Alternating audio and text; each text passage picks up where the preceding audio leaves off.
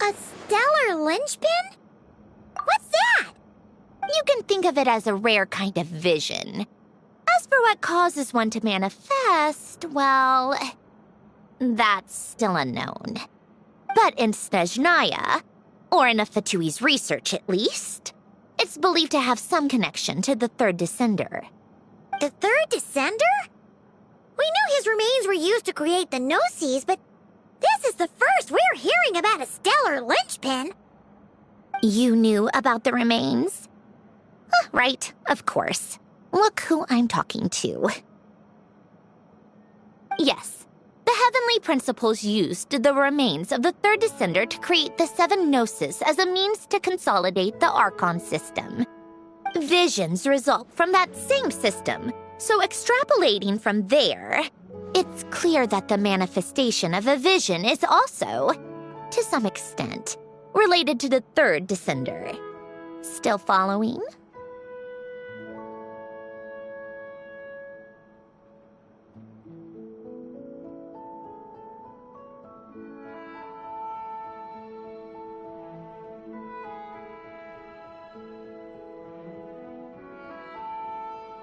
For those that wield them, visions serve as a means to channel elemental power. The same is true of stellar linchpins. The difference is that, when wielding elemental energy, stellar linchpin users often exhibit a unique kind of power that seems to come from beyond to that. It's believed that, when a stellar linchpin manifests, impurities from the remains of the third descender get fixed in place. Hence, the name. That's also believed to be the source of the strange power I just mentioned. We've heard that visions can appear when someone has a really strong wish or desire. Stellar linchpins sound kind of similar, so does that mean... Huh? Oh, don't look at me like that. I've never had any grand wishes or aspirations. Just a list of things that drive me up the wall. So if you're asking why this thing appeared, I have no clue. All I know is that without it, the gift Elen left me, this built-in second chance, never would have triggered. The damage to my core was too severe.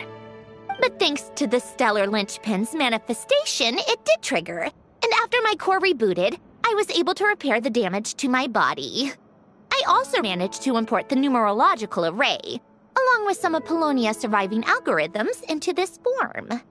Wait, does that mean Polonia is... Yes.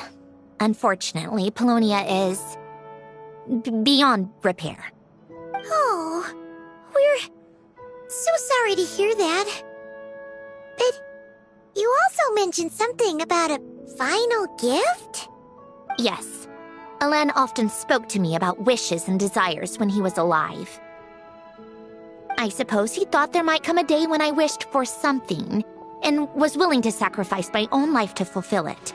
So he left me a chance to start over. No, never. Elen once said I was his proudest masterpiece. That might sound boastful coming from me, but it's also an undeniable fact. After Elen died, I started studying how Polonia and I worked.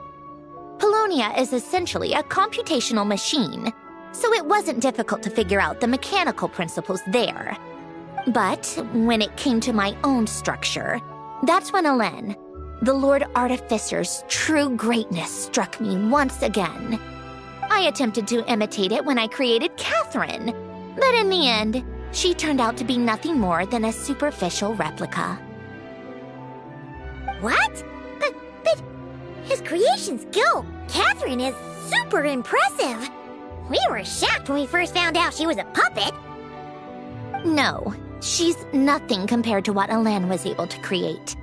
Some of the mechanical principles of my own core are still a complete mystery to me. Keeping that gift hidden wasn't even a challenge for him. Just a shame I had to waste it on fighting Dottore. I just couldn't stand the thought of him coming out on top.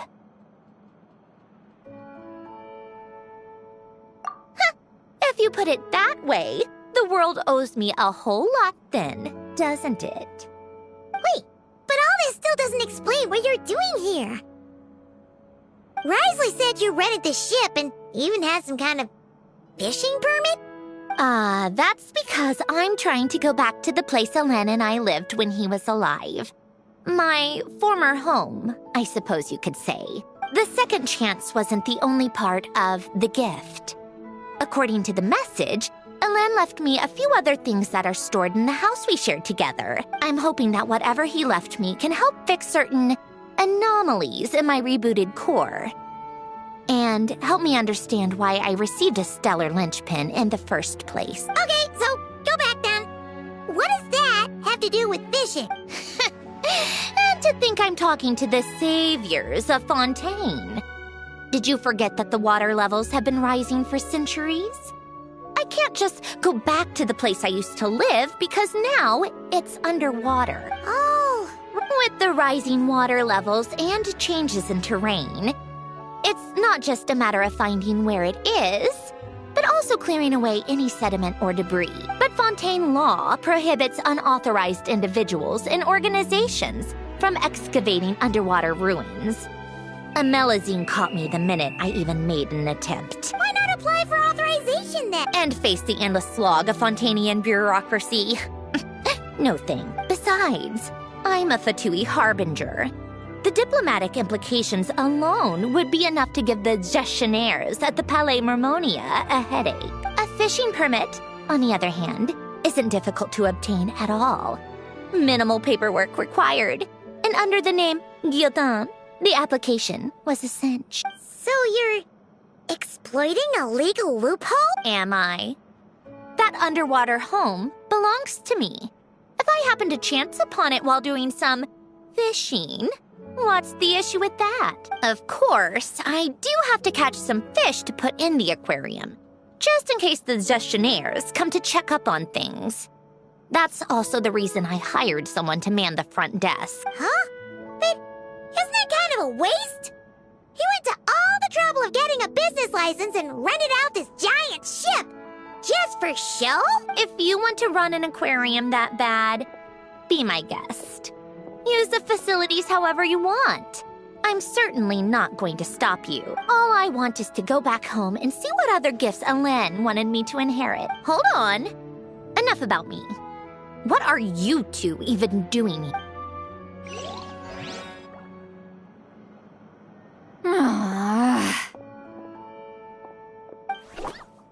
Seriously? They've been in there forever. The reaction when they saw each other was strange, to say the least. You're lucky I was nice enough to leave the room and give them some space. Back in the Masters of the Nightwind, I'm the one who gets to kick people out. I just want to know what they're talking about.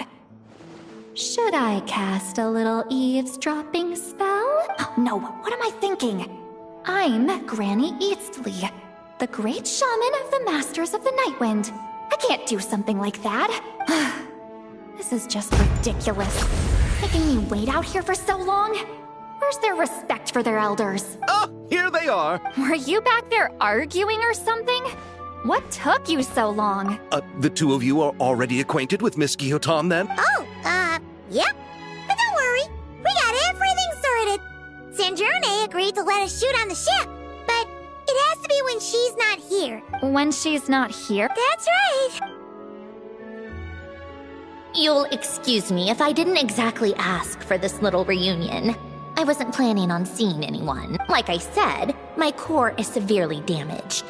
Even with the gift, there are anomalies that are making things unstable. I don't even know if I can continue to function without issues. So the priority is to fix these anomalies and get answers to my own questions. Then, I can see the people that need seeing. Anyway, just let Sandrone know when you plan to film Xavier, and she'll, steer clear. I do hope I'm not causing Miss Guillotin too much trouble. No! She just wants to keep a low profile for her own, complicated reasons. She doesn't want anyone else to know she's here. Understood. I'll be sure to keep that in mind. Oh, and see, look. Huh? You mean Miss Gyotan? What does she want? Oh, please don't let it be about the pajamas. What? The 7th of the Fatui Harbingers? Why are you telling me all this? I asked the traveler about you, and I've decided it's best to be open in this instant. I can understand if you would rather not work for a harbinger. Regardless, the room on the ship is yours to keep.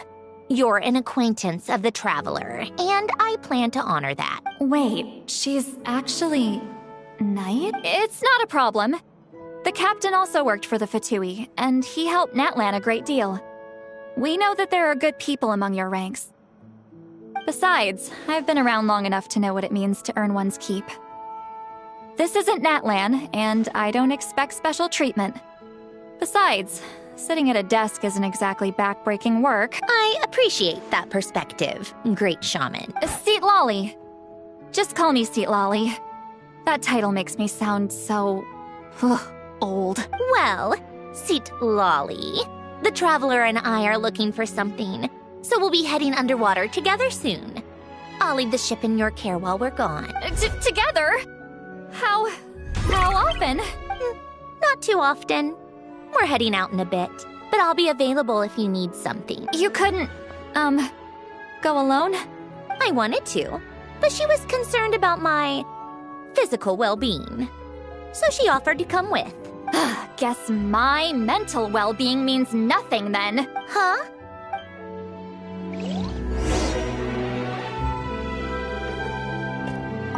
Just be quick about the whole thing, okay?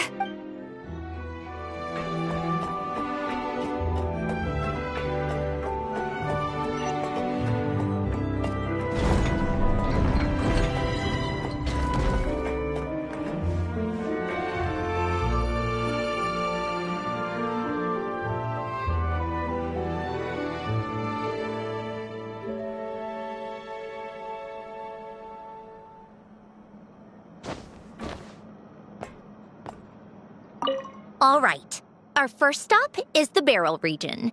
After Alen left the Fontaine Research Institute, he lived in seclusion somewhere around there.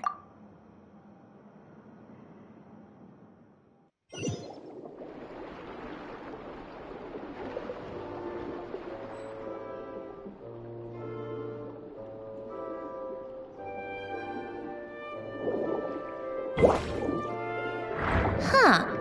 This place has changed a lot. Guess I really have been gone for a long time. Let's look around and see what we can learn. Oh, and don't forget to catch a few to take back. We need to keep up appearances, remember?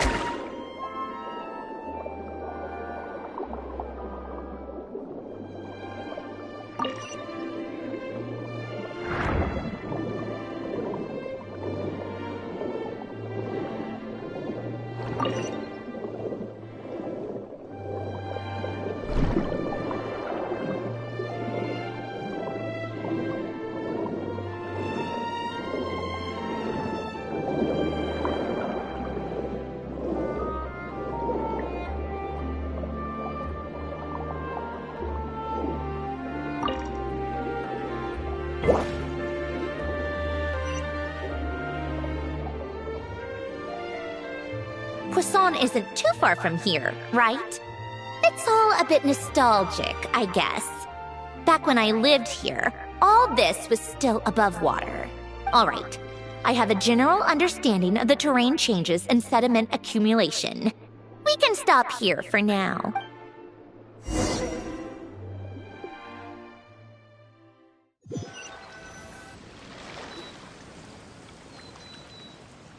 That went smoother than expected. I appreciate the help. No problem. You doing okay though, Sindrone? Seeing your home look nothing like you remember, that can't be easy. I'm fine. Times change. People change. That's the one thing you can actually count on. I made peace with that a long time ago. You should head back and put them in the aquarium tanks. We finished ahead of schedule, so your crew is probably still on the ship. I'll follow in a bit. Right. Xavier said he was gonna test out a couple of shots. I'm sure. I want to take another look around on my own. Okay then. Want us to let you know when the filming is done? No need. Columbina relies on Kuvaki to perceive her surroundings. In Nodcry, her senses are heightened because Kuvaki is everywhere. But here, as long as she doesn't activate her abilities, her range of perception should be equivalent to an average person's line of sight. I figured that out back in Snezhnaya. That's oddly specific. I have hiding from her down to a science. So, what? Things might be a bit different now that she's merged with the Moon Sisters, but I doubt there's been a drastic change. The point is, you two can head back. Don't worry about me. Okay, if you say so. Come find us on the ship if you need anything.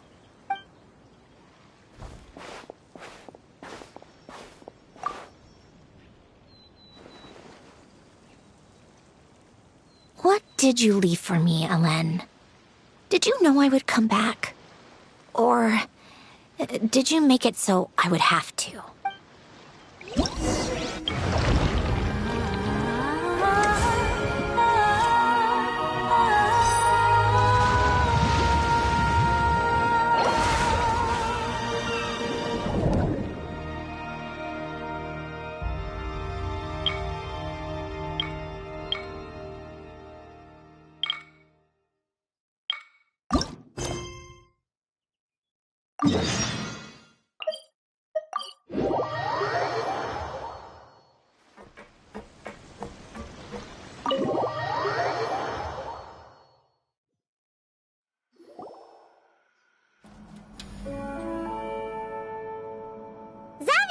We're back!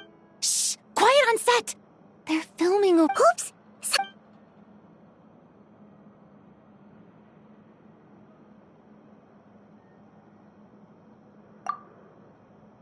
What's your take, Detective? Bullet wound to the chest. Gunpowder residue on the clothes. The victim must have been shot at close range. You think it was someone they knew? Yes. It's possible the suspect arranged for them to meet at this very spot. A reasonable deduction. But you're overlooking a crucial clue. What? The victim's pocket watch is missing. And cut! I think we got it! Good work, everyone! Phew, finally. Acting was nerve-wracking for me when I first tried it too. Just loosen up, and you'll get used to it in no time. Shabras! Oh, hello there, you two. You're filming here too? Oh, so Charlotte's crew must have been the one that asked you to help out, huh, Shep? Yep. They heard about a potential filming location and wanted to come check it out. But when we got here, your crew had already beaten us to it. Luckily, Xavier and our director, Lapine Pauline, go way back. In the end, we agreed to just share each other's filming locations. Considering all the last-minute changes, that's just what Musketeer Pictures needed. For sure! Based off the scene just now, you must be the star of the film, Charlotte! You bet! This detective costume really suits me, don't you think? Oh, for sure. You're already right at home lurking in the shadows taking pictures of this and that. Add a notepad and you're practically method. Thanks, Miss Chiori. I appreciate the compliment. That didn't sound much like a compliment to Paimon. So this is a film set? It looks like a very happy place. This must all be quite new to you, Miss Columbina. Yes. I watched a few films with a friend once, but she thought there was no point if I wouldn't open my eyes. So she stopped inviting me. Looks like I missed out on a lot. True. But being an actor seems like a tough job. Huh? Most people would swap lives with an actor in a heartbeat. The lifestyle is so glamorous, and the pay is more than generous. But they have to act out lives that aren't their own, with the whole world watching on in judgment. If they don't do it justice, it must feel like they're letting people down. That's exactly how it feels. This young lady has quite the unique perspective. Well, that's true. But these actors are here because they want to be and they think it's fun. Most of them, at least. Not to mention, the film we're shooting is based entirely on you, Miss Columbina. You just need to be true to yourself. I don't have to pretend to be someone I'm not? Not at all. Authenticity is what we're after. For example, this first scene opens with you on the boat, sailing to your friend's homeland. You just need to think about that moment in the story and picture how you would feel. Oh, okay. We're all here? Wonderful! Let's head to the deck and get shooting. Oh, and this is for you, dear Paimon. Your clapperboard. Whoa! Is this the same one Paimon used for the Two Musketeers? The very same. I saved it just for you. Thanks, Xavier! Feels like being reunited with an old friend. Of course! That said, I have a different job in mind for you this time, traveler. Our film is focusing on a single protagonist, so conveying the subtle changes in her state of mind is of the utmost importance. In addition to the actor's own performance, another way we can convey that is through lighting. Huh? But there's already a lighting specialist, isn't there? Yes, but it's clear the traveler and Miss Columbina share a deep bond. You might have a better chance of understanding her frame of mind in certain scenes. Oh, that makes sense. So, what do you say? Willing to take on the role of lighting specialist?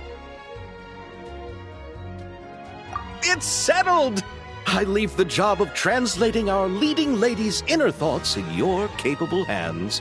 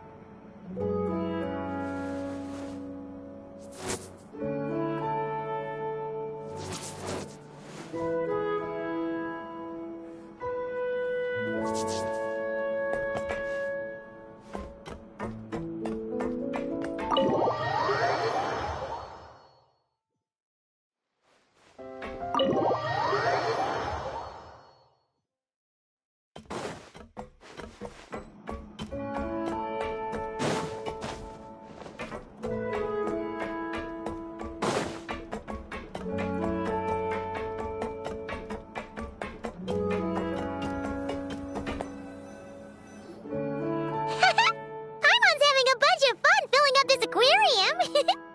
Since Sandrone doesn't mind, we should definitely catch some more fishies and make this place extra beautiful. Hey, you two. Come over here. Huh? Is everything all right? Here. This is for you. What is it? It's an underwater mobility device I've been working on. Huh? Wow! That's so kind of you, Sandrone. It's just a simple mechanical device. I saw the way you were catching fish and... how should I put this? It seemed somewhat unsophisticated. To be perfectly frank, I found it quite difficult to watch. Was it really that bad? It was inefficient, unskilled, and completely and utterly inelegant.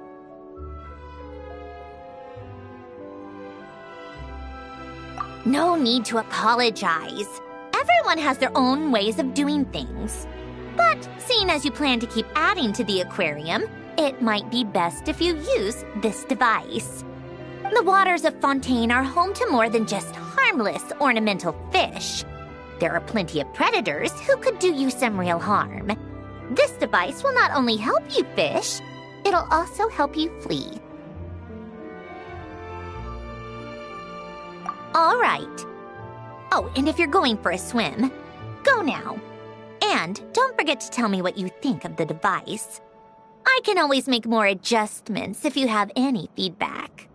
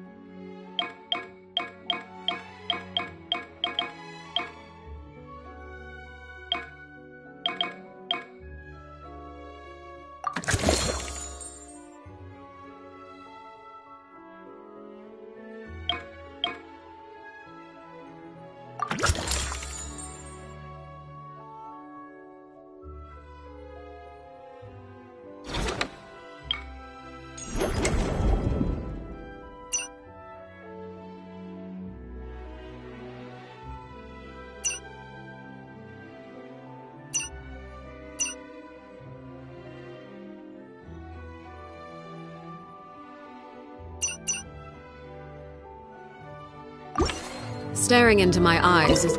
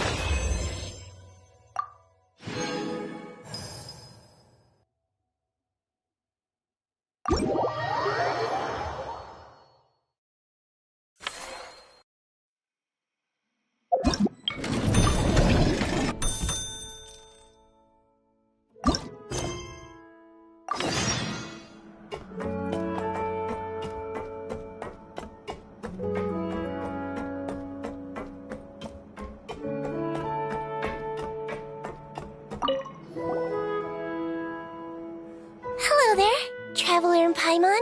Miss Gyuton mentioned you've been running an aquarium. Naturally, I accepted her invitation to come serve as a marine consultant. Great! With head nurse Siegeween around, we won't have to worry about the little fishies getting sick. Since you asked me to look after the animals at the Chevalmoran Film Fantasyland, I've picked up a few tricks of the trade. It turns out looking after animals isn't all that different from caring for patients. Well, the well-behaved ones at least. But that's the thing. Not all fish are well-behaved. So on top of looking after the ones you already have, I have a few ideas for inpatient therapy that I'd like to discuss. The word from Officer Seaseth is that certain wild fish have been getting unusually aggressive lately. Apparently, they're attacking other creatures, as well as divers and even small boats. I was wondering if we could invite them to the aquarium for some rest and relaxation.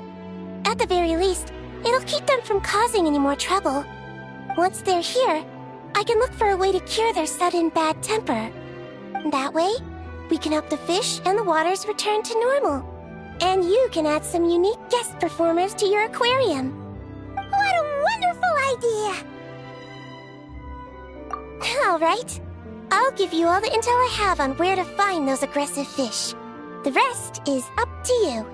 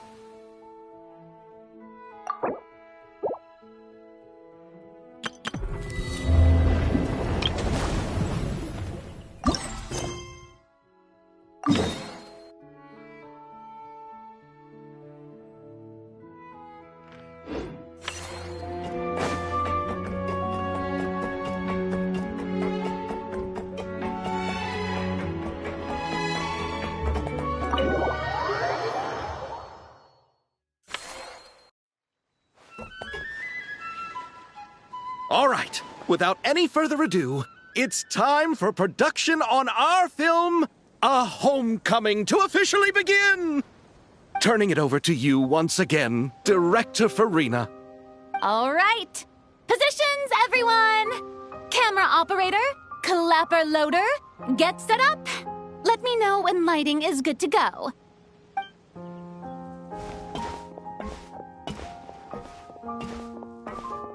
All you need to worry about, Miss Columbina, is hitting your mark. Other than that, just focus on immersing yourself in the emotions of the moment. Okay. Good. Lighting, are we ready?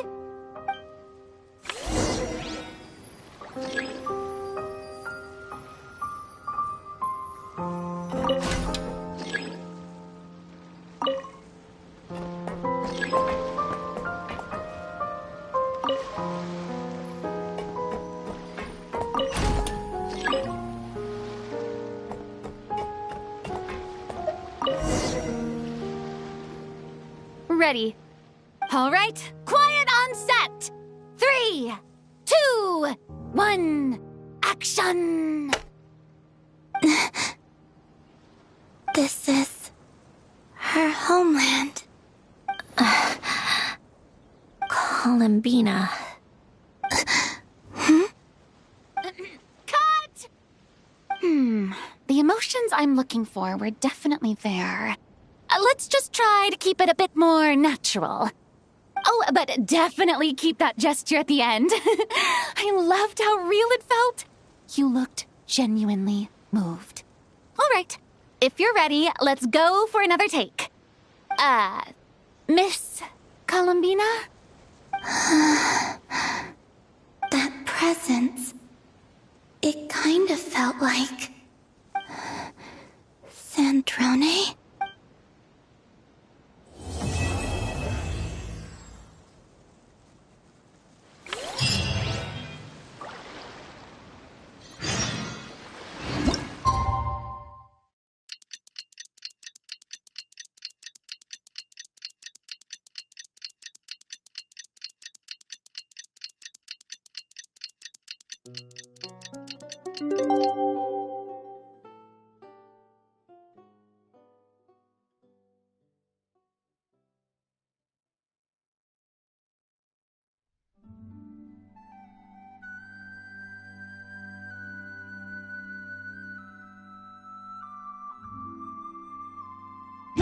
What could the children... Sandrone said that if everything goes smoothly, we should be able to pinpoint the exact location of her home today.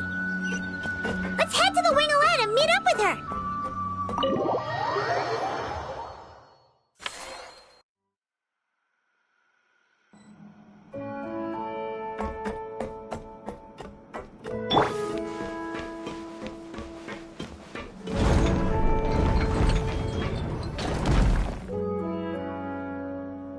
You're here.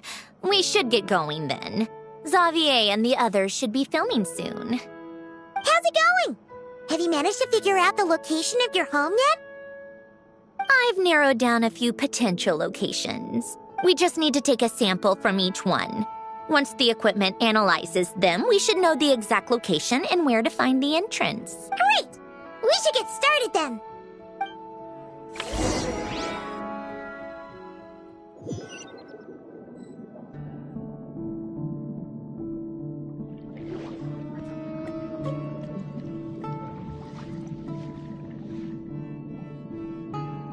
All right, let's get a move on.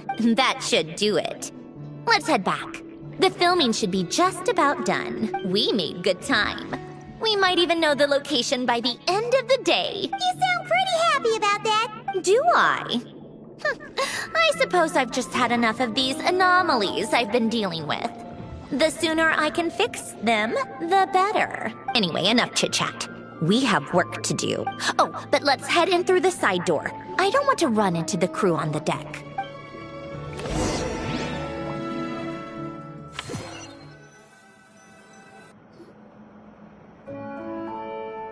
All right. Now we just need to wait for the results. Since we have some time to kill, I suppose I might as well see how this aquarium of yours is coming along. You seemed quite enthusiastic about it. It's really coming together.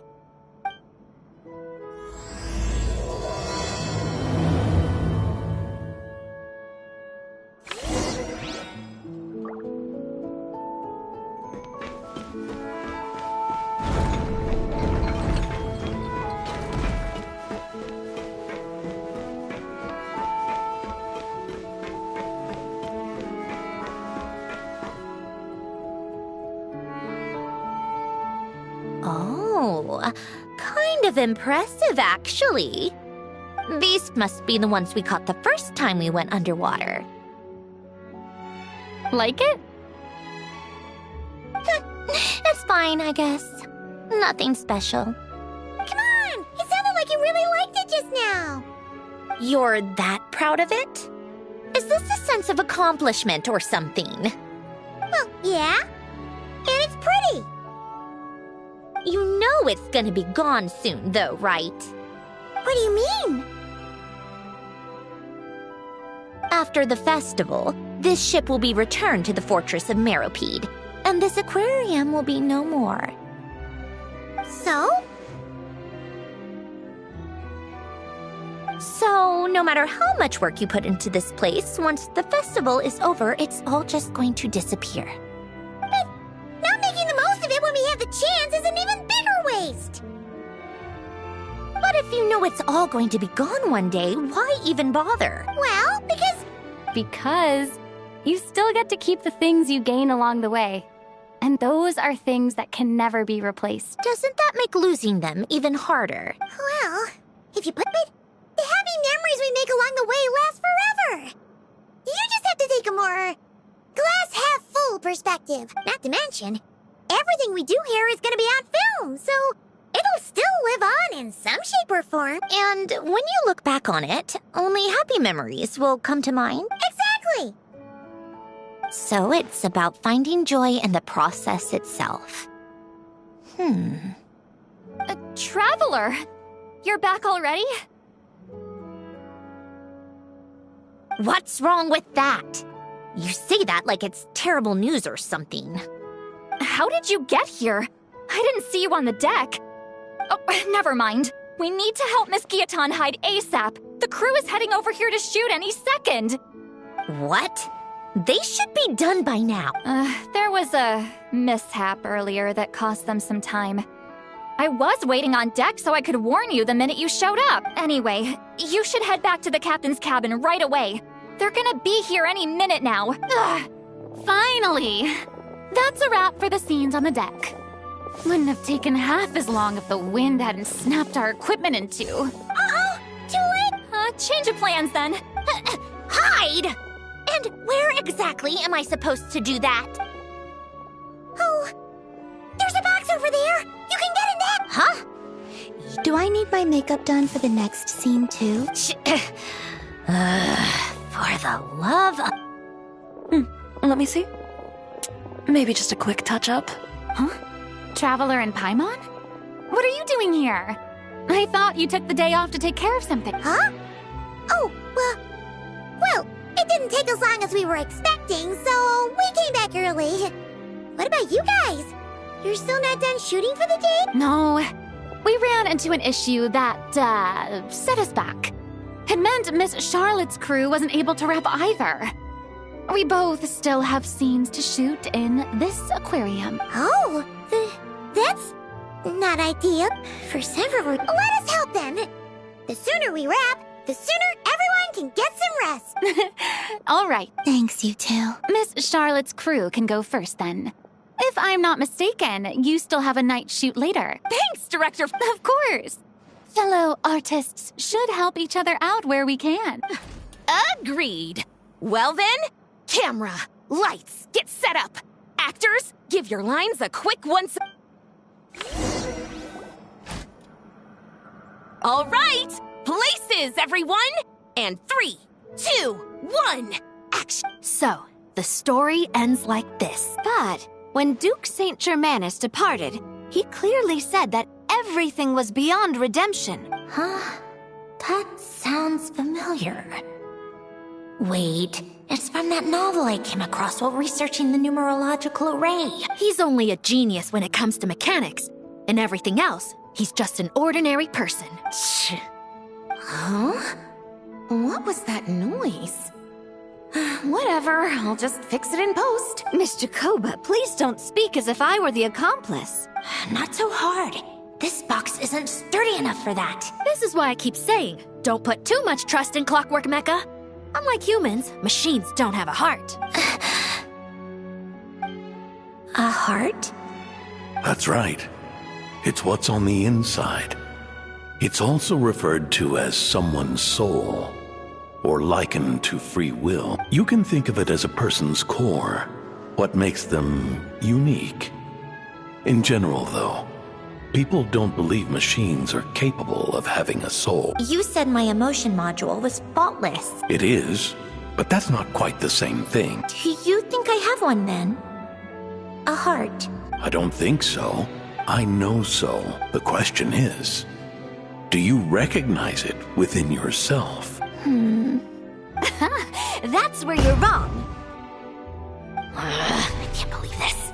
Forcing me to hide in a box and listen to this drivel. Me. In the end, clocks tick through tranquil years. Fish swim in crystalline springs. No matter how grand a dream is, it will fade away like this. Forlorn, wordless, silent. And cut. That was a long one. What did you think? If she makes them do another take, I'm going to flip a lid. And not just the one to this box. Oh, there were some weird audio things going on, but acting-wise, it was great. It's a keeper. Perfect. I can get out of this box. It's our turn. Camera operator, set up for the next scene.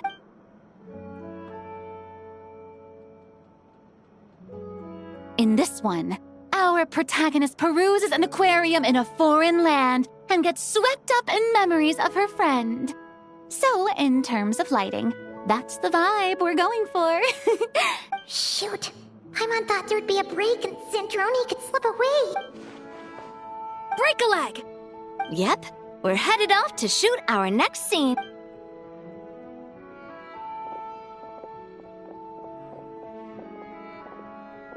All right, quiet on set. We're about to start rolling. Ready, Miss Columbina? Miss Columbina? I think she would like this. Quick, we should roll on this. It doesn't forage with the others, or prey upon its smaller kin.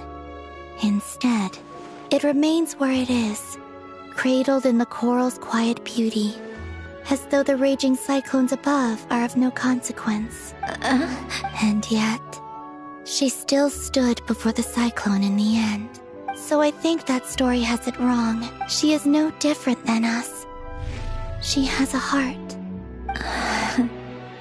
Columbina.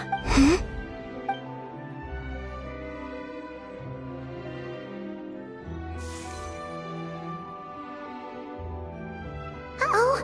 Is she onto us?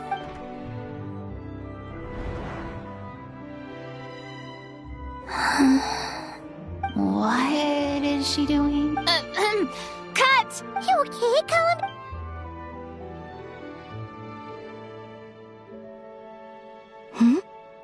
Oh, yes. I just thought... Why don't we take a short break?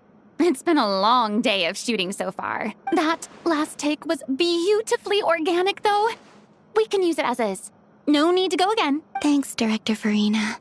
But I'm fine to continue. You're sure? In that case, let's shoot some quick B-roll. Then we can move to our next outdoor scene.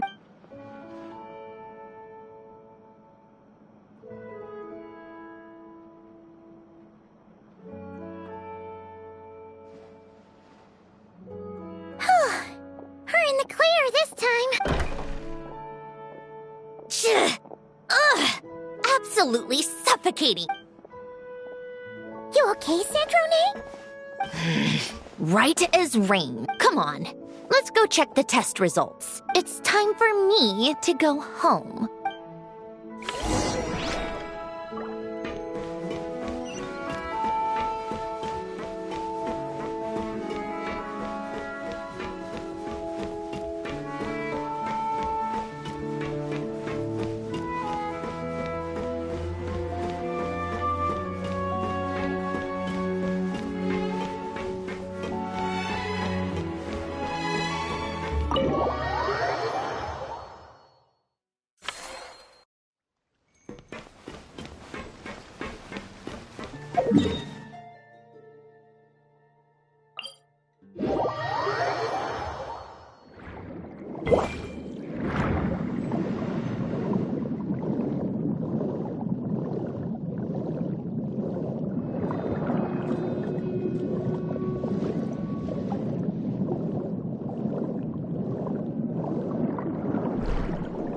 All right, it should be around here.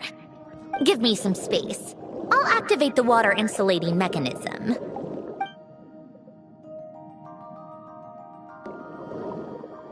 The what? Hélène, much like Renee, had long predicted that the water levels in Fontaine would rise. Thanks to his expertise in mechanics, he was able to implement a few simple measures to protect our home from flooding. I told him there was no need, that I would just move when the water rose too high, but it would seem he knew a day like this would come. All right, the silt has been cleared away.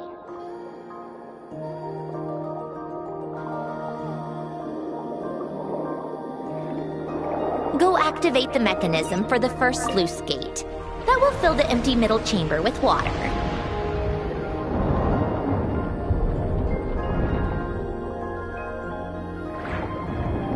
All right, now turn on the drainage mechanism in front of the second sluice gate, and this chamber will become empty once again.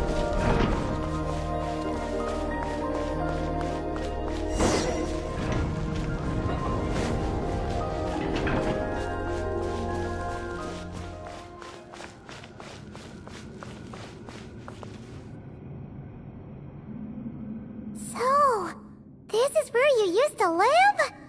It's beautiful! There's even a garden! Back when I lived here, it was my job to tend to the potted plants and flower beds. Still growing strong even after all this time. Who would have thought? If the weather was nice, I would take Hélène out in his wheelchair and we would go for a walk. Before long, we started bringing Polonia along too. Come to think of it, I was the only one who could get around easily back then. Polonia always got stuck at some point, and it was up to me to launch a rescue mission. Happy. I suppose they were. Uneventful, but pleasant. Repetitive, but peaceful. It was like living in a world where time didn't exist. Of course, that was all just an illusion. Death still awaits all of us at the end. Oh. All right, enough standing around. Let's head inside.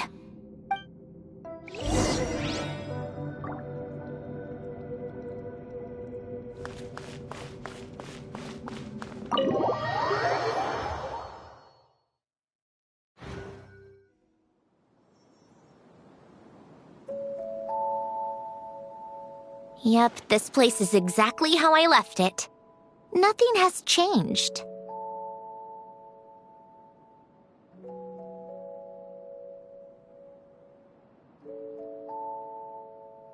What is it? Huh? How did you get... Oh, Arlecchino gave it to you, didn't she? And you... read the whole thing. Just so you know, a lot of that was written a long time ago. At that very desk, to be exact. Anyway, since you've already read it, you should just hold on to it. I can always start a new one. Well, feel free to look around. I'm going to start looking for the gift Hélène mentioned. Oh, but be careful with the stuff around here. I'm not saying you can't touch anything. Just try not to choke on the dust. Old notes.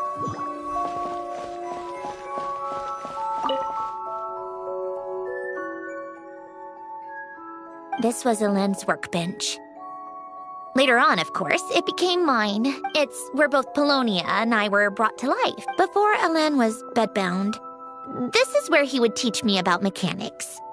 I would sit and listen, chiming in with questions here and there. Later on, when he got too sick, I took over and would work on Polonia here.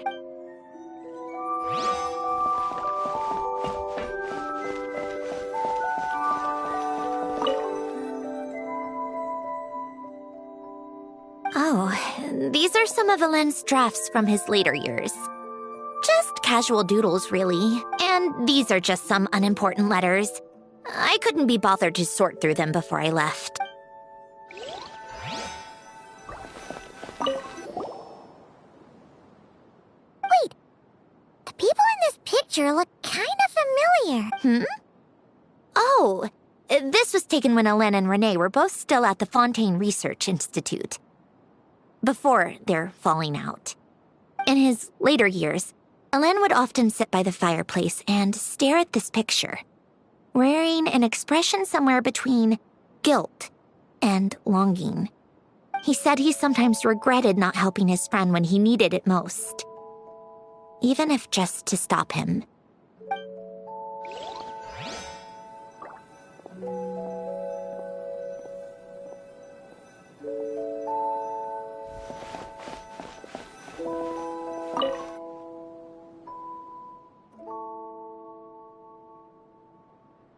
Oh, I played with these when I was little, during the first few months after I was created. At first, Elena and I would play together, but it didn't take long for me to become unbeatable. So, Polonia and I played together instead. Yeah. These don't look like Paimon's kind of game. Logic and math puzzles? Those happen to be my specialty. It's been so long. What do you say? Should we play a few rounds? Let's go with this one. The gears on the left are stacked from largest to smallest. The goal is to move them to the other side in the fewest number of moves. Just remember, you can't stack a bigger gear on top of a smaller one.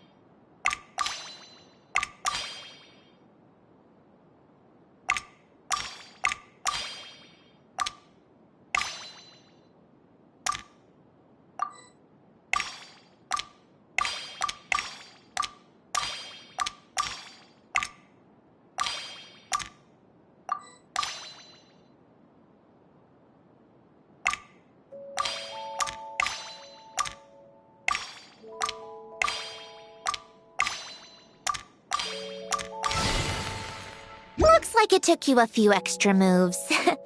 My first attempt was the same. You'll get better with practice. Well, what did you think of the game? You showed quite a bit of promise, too. We should do this again sometime. There are other puzzles we could try. Wow! This house is filled with so many memories! It's so cozy and charming! You should have seen it in its prime, when people actually lived here. A lit fireplace, a steaming cup of coffee. That's the real deal. You know, we also used to have a mechanical piano that Alen built. Ooh! How chic! Alen never played it much. He probably wasn't able to at that point. But I managed to teach myself. Music theory is essentially math after all. Once you learn the patterns, it's not really that difficult. I loved perusing Alen's collection of classical music. The chords and harmonies felt like individual mathematical puzzles. It was fascinating, so I did some composing as well. But as Alen continued to deteriorate, even the sound of music began to grate on his nerves. So I got rid of the piano. Aww. Back then, I assumed a piano was like an ordinary clothing rack, commonplace in every home and easily replaceable. It was only after I left that I realized how hard a good piano is to find. Enough about that. Alen's gift should be just in here. The only things undisturbed before I left were a few of his personal belongings.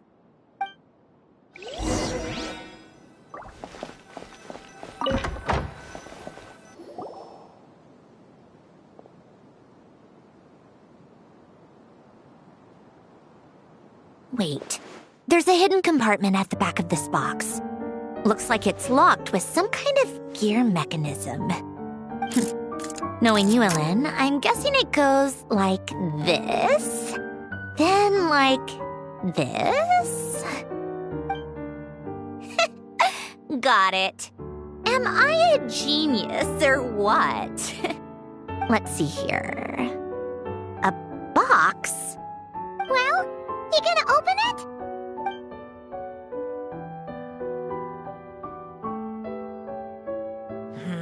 It's heavier than I was expecting.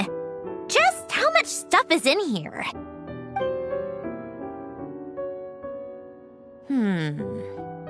A letter? And a bunch of junk underneath it. None of it seems that important. Wait a second. This should be it. A cube? It's a multidimensional algorithmic core. Alen would use it to store information. Only Polonia and I have access. All right, I'll start looking into the core and the letter. Feel free to go through the rest of the stuff and see if there's anything useful.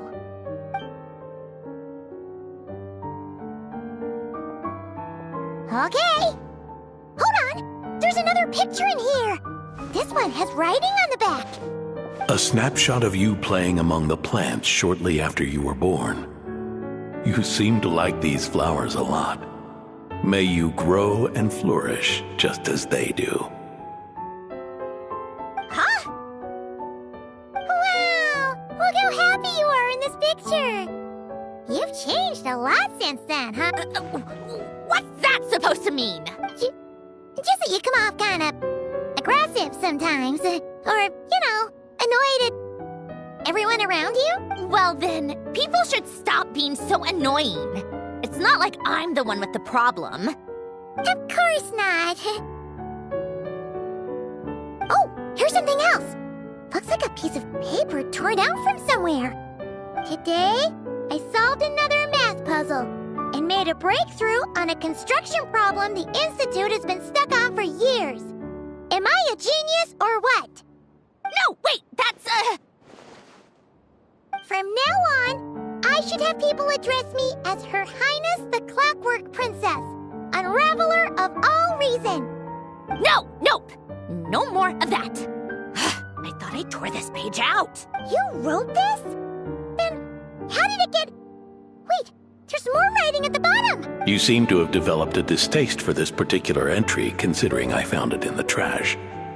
I'm sorry, but I could not help but hold on to it.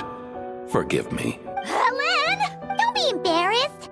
Everyone goes through a phase like that. Nonsense! I wasn't even the one who wrote that! It must have been Polonia. That's enough. I told you it was Polonia. You know what? We're done with this. No more rifling around in the box. Just put it down and let me read the letter. To my little clockwork princess. Oh, not another word. Got that? If you're reading this. You've most likely received the gift I left for you. I just hope you didn't stumble across all this while cleaning out my effects or something trivial like that. I once asked if there was something you wished for. Do you remember that? I wonder if time has changed your answer. Regardless, I have another gift. A formula that will allow you to come face to face with the anomaly inside of you. If you even still call her that. Why this gift? To understand that, allow me to wax poetic on the soul once again. I would ask you to stick with me until the end, but I know you will. You always have. I believe a person should be born twice over in their lifetime. First, there's the birth that grants us life. Then, the birth of the soul. It's a matter of transforming the life bestowed upon us into the life we choose for ourselves. And to do that, we must look inward. We must make a conscious choice to define the meaning of our life instead of allowing the happenstance of our existence to pass us by. This is the process of recognizing the soul that lives within us. You are my proudest masterpiece. I told you that long ago. But to me, you have never been a creation or a machine. To me, you're just like the rest of us. You have a heart. In fact, some theories think of the human brain as nothing more than a machine, and thought the product of its computations. So you see, perhaps we're not so different after all. Your inner machinery is just far more advanced than most. No matter how one looks at it, the heart is a complex thing, a place where logic and reason collide with our emotions. Your computational capacity allowed you to become sentient and develop logical reasoning, but it also granted you something that, on the surface, might seem contradictory: emotion. Emotions and logic often clash with each other, and those instances of discord can accumulate over time. That is the source of what you refer to as the anomalies within you. As you told me once, you've always known what you don't want, yet you've never wished for anything in particular. Similar to how a blind person can feel when a part of their body is in pain without being able to fully visualize its form, such is your relationship with your soul. So, what I leave you now is this: a formula that will allow you to see the shape of your soul. For if you want to protect your heart, you must first be able to recognize it within yourself. Of course. Whether you use it is entirely up to you. You are and always have been, free to do as you wish. Regardless, whether by my formula or some other means, I trust you will know your heart one day. You always were a fast learner, and the smartest person I've ever known. Ellen. Oh. I'm fine. I've already figured out how this formula works. Let's get out of here and then we can use it. You made up your mind already? You're gonna do it? Why wouldn't I? Resolving the anomalies within my core is the reason I came here in the first place. No, I can do this on my own. But, do you want to watch? I already know what anomaly I need to resolve. Like Alen said, she's an amalgamation of all the times my logic algorithms have clashed with my emotion. And by resolve, you mean that literally? Or... Yes. But if you, let us in like that, wouldn't that mean letting us see a bunch of your, inner thoughts and secrets? If what Alen said is true, then I'm about to be, born anew, or whatever. This is your chance to be lucky enough to witness it. Besides, you already read my whole diary. When it comes to keeping my innermost thoughts to myself, well, I think that ship has sailed. You're really sure about this? How many times do I have to say it? I finally let you in as, friends, and you want to question it. I'm not gonna offer a second time. Enough with the mushy stuff. Just follow me.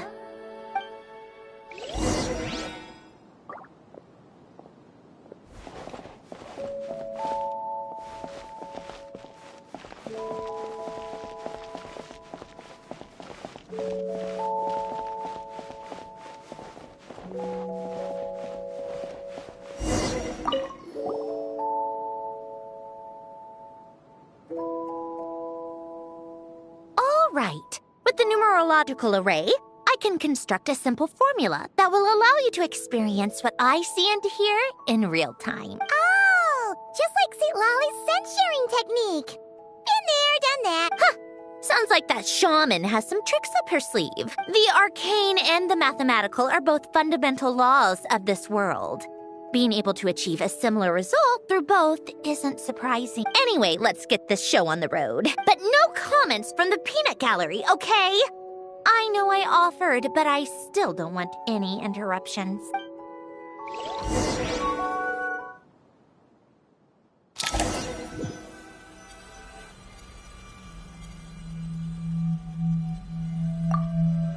Is this my heart? No, it's probably just the result of Alen's formula. A space dedicated to resolving anomalies. Huh. But it looks like the walls are all... mirrors? You made it. About time. Is that me? From the past? You just spoke of anomalies. Well, here I am. What happens when emotion contradicts reason? Shall we sit down and talk?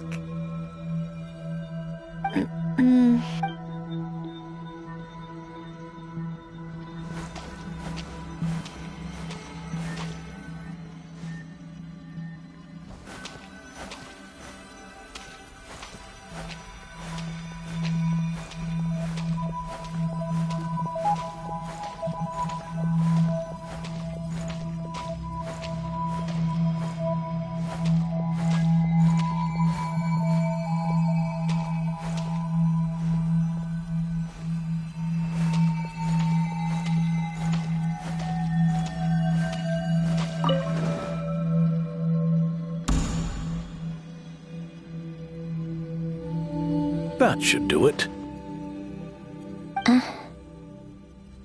Hello? My name is Alain Guillotin. Can you hear me? Brings back memories, doesn't it? The time we spent here. Here. I want you to have this. A notebook? You can use it to write things down. I don't need to write things down. I have unlimited memory. Even so, some things are more important than others, right? You can use it to write about the things that matter. So you wish me to carry out a basic priority sorting operation? I suppose you can think of it like that for now. But journaling is also an act of finding oneself. Much like we use wooden stakes to guide a plant to grow in a certain manner, what we choose to write down gives the soul much-needed direction. In the act of choosing what to forget and what to hold on to, we decide what kind of person we want to become. I don't understand. Like I said earlier, I don't need something like this. This is where we were born, where our life began. Mornings of tending to the garden, afternoons spent cleaning, reading, or studying, evenings of cozying up by the fire, listening to Alen share stories about his past. Alen. What is it? What are you drinking? Oh, this? It's coffee. It, makes me more productive. I want to try it. Oh, okay. Here.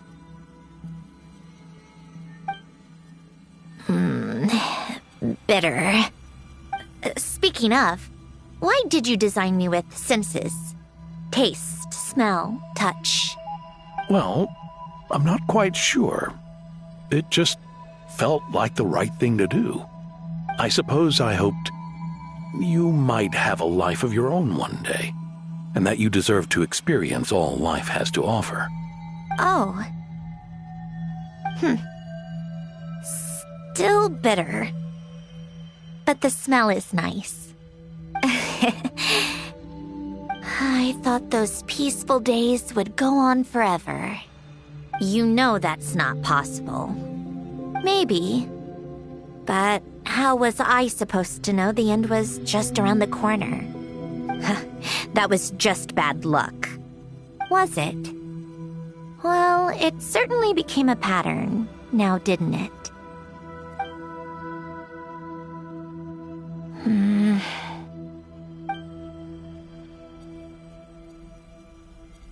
Over time, one of the habits we picked up from Alen was a love of coffee. We even took to hosting tea parties. A machine acting like a human. Kind of laughable, right? I suppose that's just what I'm used to. Yeah, that's just what we're used to. Hey, this place isn't half bad. Great spot for a party. More and more people seem to be showing up to my tea parties uninvited. Anyone care to explain? Can you blame me? I saw Columbina leading Capitano somewhere, and I had to see what that was about. I had simply asked Columbina where I might find Arlecchino. I have business to discuss with her, and Columbina suggested looking here.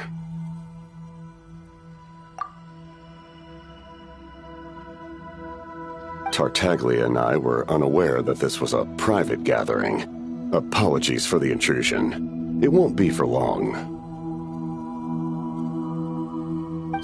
Whatever. Just add it to the list of annoying things that have happened today. What's one more? Since you're here, you might as well stay for a cup of tea. See? Told you she wouldn't mind.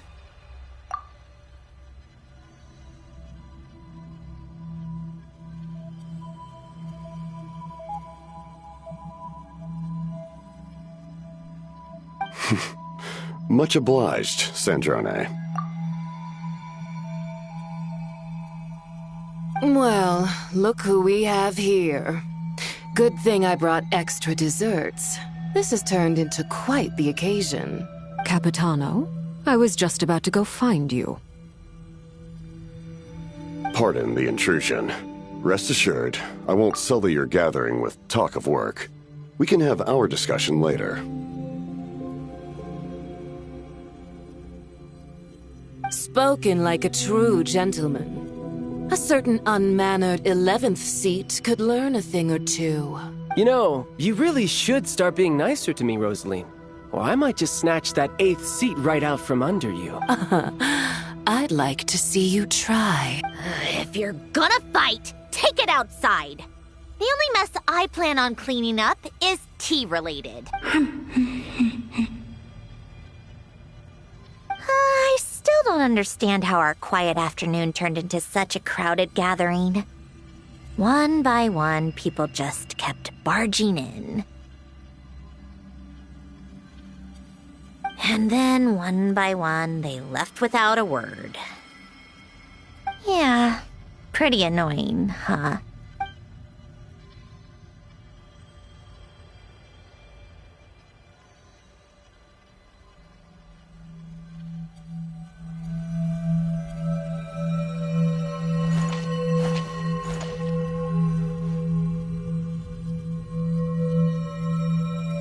Of all my days with the Fatui, the times I spent with you, Arlecchino, and Rosaline, they were my favorite.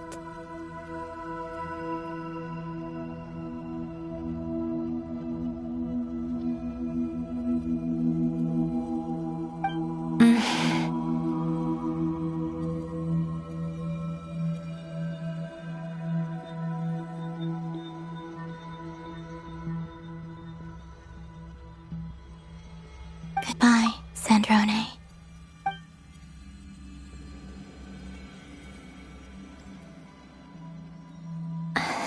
Don't go, Columbina. We should have just said that. Why didn't we?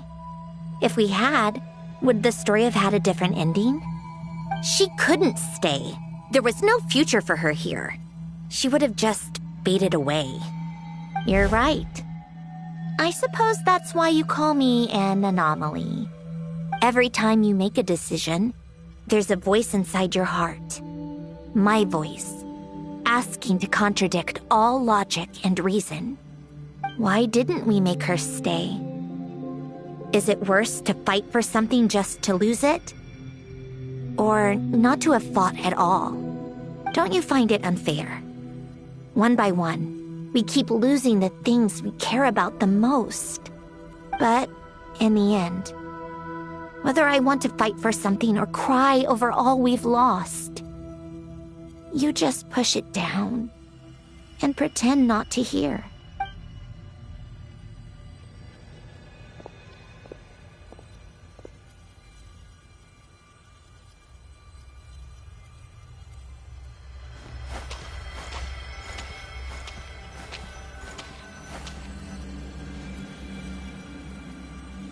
And now, even Polonia, the other half of Elend's legacy, the last remaining member of our family. Even Polonia is no longer with us. I did everything I could, but it's just like Elend always said. Polonia was one of a kind. There was no replicating what he managed to create. Don't you feel like our connection to the past is fading bit by bit? Like, even the things we have left are slowly slipping away. I suppose. But you can't move through life without having to say goodbye. And even as we experience loss, there are always new things to be gained. Ever so logical. What's your take, then? It feels like the more I care about something, the faster the world takes it away. It sounds so stupid, but I can't help it. That's the hand life has dealt me time and time again. Why even fight for something that's just going to be lost in the end? Better to never have had it at all. Better if it would all just disappear.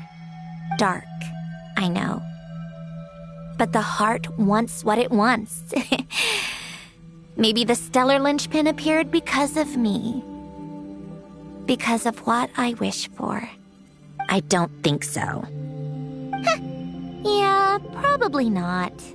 What an anomaly wants goes against all logic and reason after all. Well, go ahead and do what you came for. You're here to resolve the anomaly, aren't you?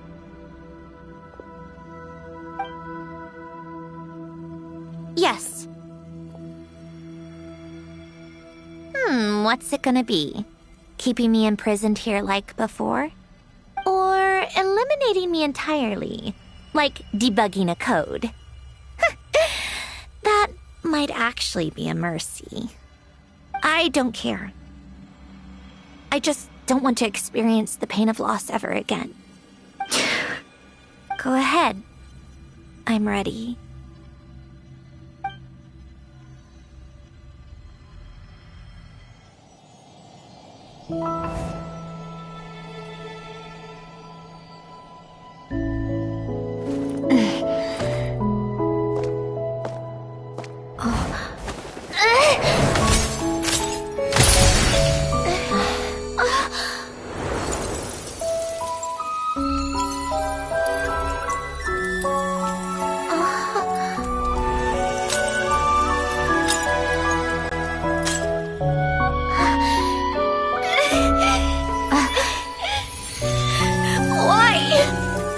Why do we keep losing everything we care about?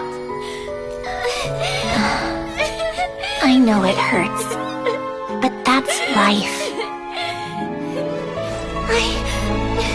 I wish... I know. I've always known. Because we've been one all along.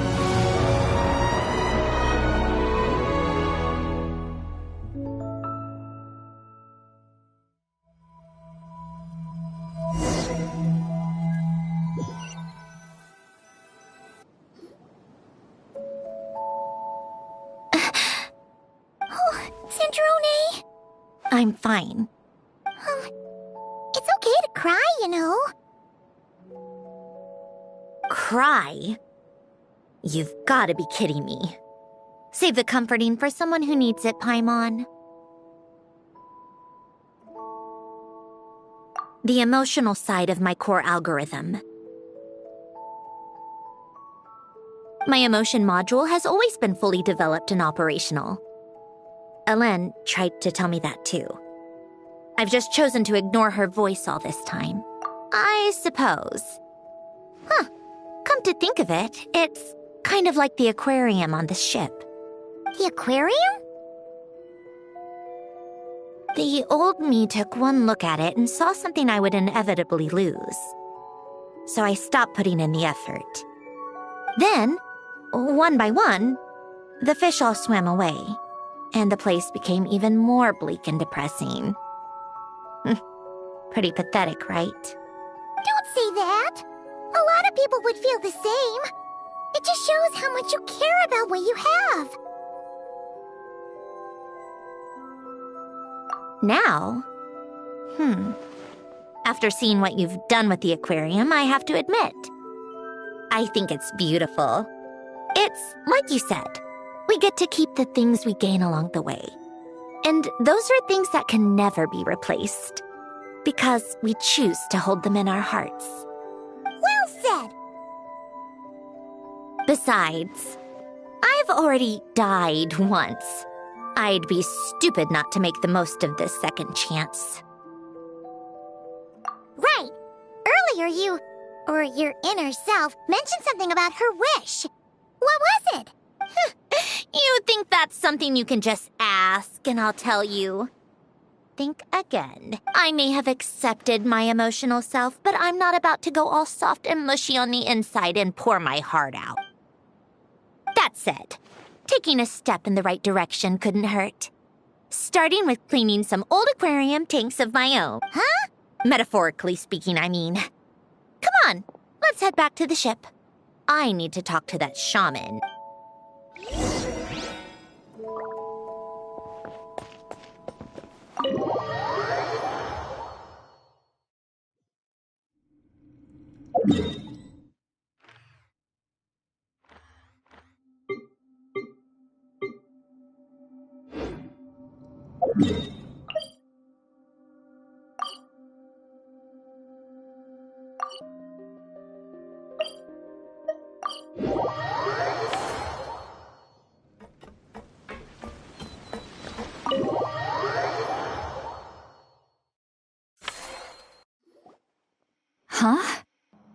Resentful lost souls? You couldn't get comfortable sleeping near the Opera Epicles, right? Well, I bet that's why. The Fountain of Lucine is where all the water in Fontaine gathers. So that's where the emotions within the water converge as well.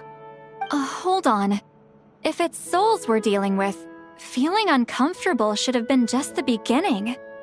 I should have been able to hear their voices or something. And under normal circumstances, I'm sure someone of your talents would have. The problem is, these souls are no longer complete. Remind me how they ended up like that again? You mentioned something about them being split apart? Yes, it's called soul severing. Renee of the Nartsitzenkreuz Ordo came up with it. After learning of Fontaine's impending doom, Renee thought if he could find a means for the soul to live on in perpetuity, it might ensure the world's salvation. Soul severing was the first step of his research. Unfortunately, his theory of the four orthants was imperfect at the time, and a failure along the way caused his physical form to dissipate. Jakob, another member of the Nartsitzenkreuz Ordo, sought to carry on Renee's legacy and restore his physical form. He even used some of the people who stood in his way as test subjects for his research. By severing their souls? Yes. After Renee successfully awakened, the two continued their research, and all the severed souls ended up merging into Renee's consciousness after you saved Fontaine by turning Fontainians into true humans. These souls returned to the ley lines, but the souls severed before Renee awakened had nowhere to go, doomed to forever wander the waters of Fontaine as listless spirits. Almost as if they exist outside the bounds of this world, unrecognized by the ley lines or fate. No wonder I couldn't sense them. Not only that, but over time, they began to fuse with other entities. Their inner resentment lured in all sorts of evil beings, which corrupted and defiled them into nothing more than accumulations of filth. But the full transformation must have been recent. Otherwise, the Udex surely would have noticed. Wait, no, he must know already. That would explain the underwater Melazine patrols. No wonder I kept running into officers from the Marechaussee Phantom earlier. In that case, let's go find Nervalette and we can sort it out together. No, not just yet. Why not? For one, the diplomatic castle alone would be a nightmare. Even though I haven't reported back to Snezhnaya yet, I'm not planning to leave the Fatui anytime soon. Besides, with me here, success is a done deal. Involving other people would just complicate things. All I need is for Miss Lolly to help pinpoint the location of this monstrosity. Think you can do it? With my eyes closed. This is what I do. I'm a lot better at it than manning a desk, at least. But, how exactly do you plan on resolving this soul stuff? Even to me, there's no obvious answer. Yeah, I do. Seems pretty complicated. Just trust me. I have the perfect solution. Oh, all right. If you're that confident, we'll follow your lead. Can you check the banners? Why the sudden interest in helping Fontaine with this, Androne? You never knew Renee and the others, right? No, I didn't. And you're right. This problem has nothing to do with me. I wouldn't get within 10 feet of the Nartsitzenkreuz Ordo or its members. But, in his later years, Elen told me he regretted not helping his best friend when he needed it the most.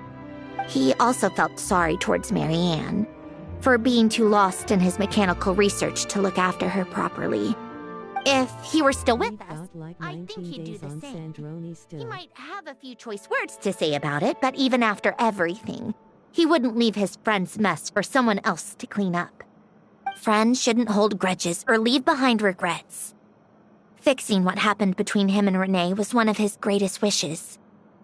All I'm doing is fulfilling it in his stead. You know, you really do seem a little different now. You mean everything that just happened wasn't for nothing? Why, thank you for pointing out the obvious, Paimon. Just washing off the grime of the past. Turns out, a lot can build up after being ignored for so long. What's this about aquarium tanks all of a sudden? They go off on some grand adventure and what? Now they have their own private code? Stupid. All right then, Seat Lolly. Tracking this thing down is up to you. Huh? Oh, right. No problem. You got this, Granny Eatsley! You! Come with me to Hotel de Boer for a drink. Right now. Why? Because I said so, Miss Guillotin. I'll report back on the location tomorrow morning. Just need a drink or two first to bolster me up. Well, don't let me keep you. All right, you. Time to go. I've got scores that need settling. Huh?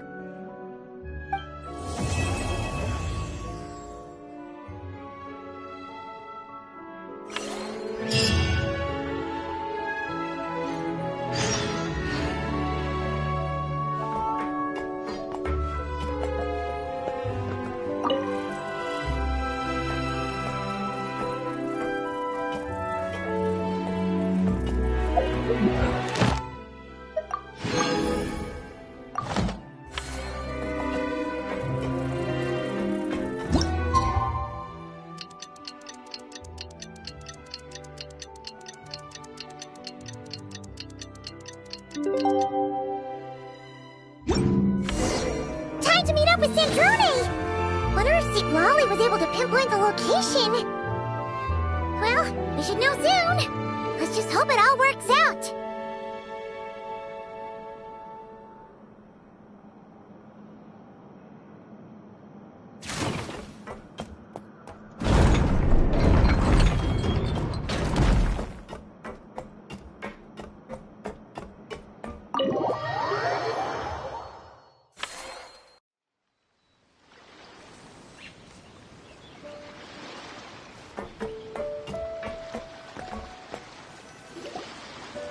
Lolly sure drank a lot last night, huh?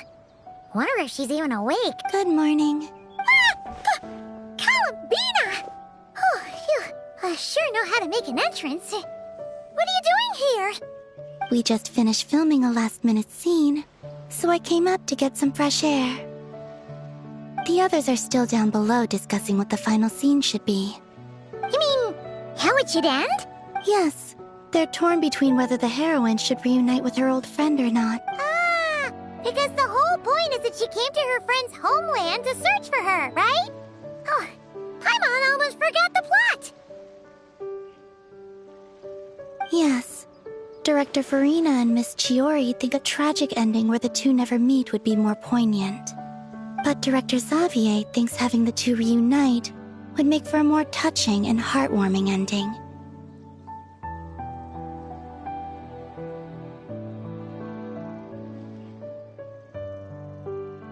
Me? I'm not sure. On a personal level, of course I want to see her again. Of course I want to experience that moment where we reunite. Even if it's just for the cameras. But that means an actor would have to take her place. And that makes me feel... Oh. Huh?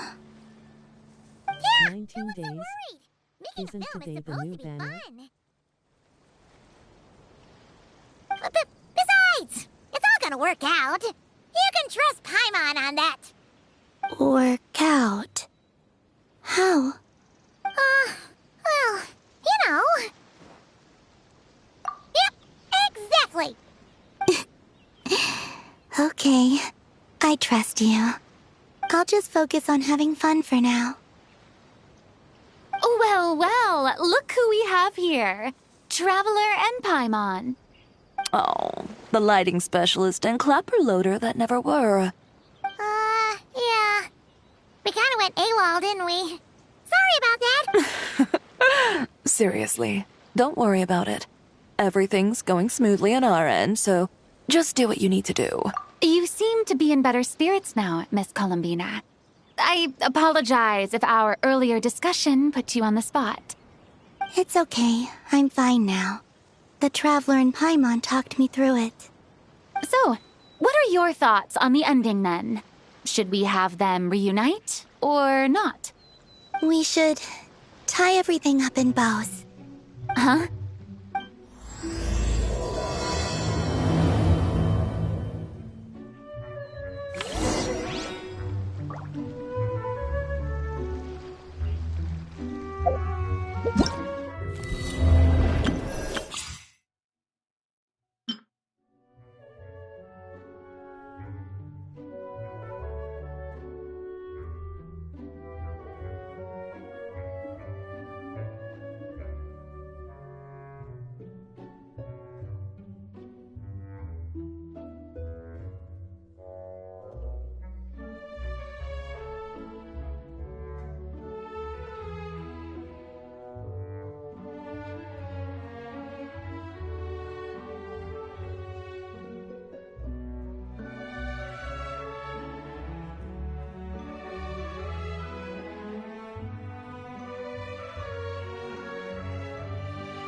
Time flies now. I haven't bothered with these banners because I'm skipping them to save for Capitano and Zaritza.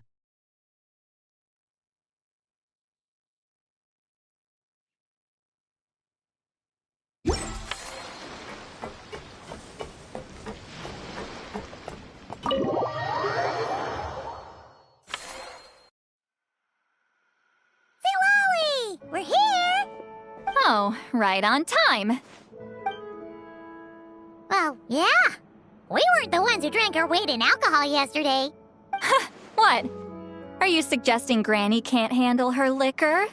It takes a lot more than that to get me drunk. Really? 'Cause, you stopped making sense after a while. Did I? Huh. News to me. I didn't say anything too crazy, I hope. Let's see.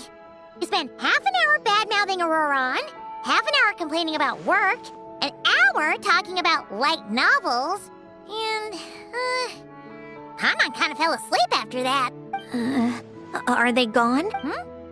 Oh, the crew? Yeah, we bumped into them on the deck, but they just left. Wait, but now that everything with your core is sorted out, what's stopping you from seeing Columbina? She misses you a lot. I just want to deal with this mess first. Besides, this is a perfect chance to make her jump for once. I have to plan it out more. But enough about that. Were you able to pinpoint the location of our target? Of course! When Granny Eatsley promises something, she delivers. Great, let's see. The Morte region. Wait, this is the Tower of Gestalt, the place the souls were severed. Is that the source of the resentment?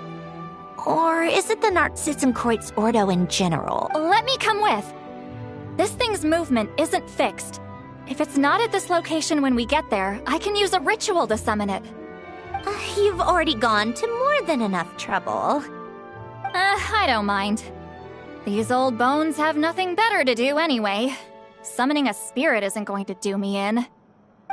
Besides, if I don't go, they'll just have more inside jokes I can't join in on. All right then. I appreciate it. Ha! There's no time to lose. Let's head out!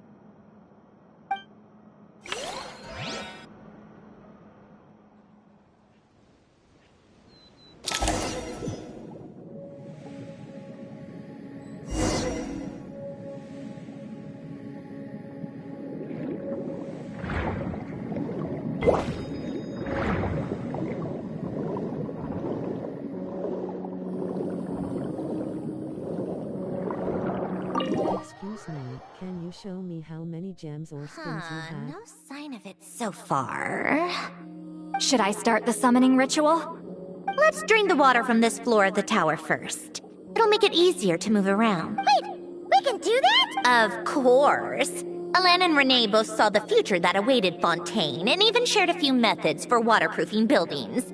The principle behind it is, not important. Just unlock the mechanisms in the order I tell you.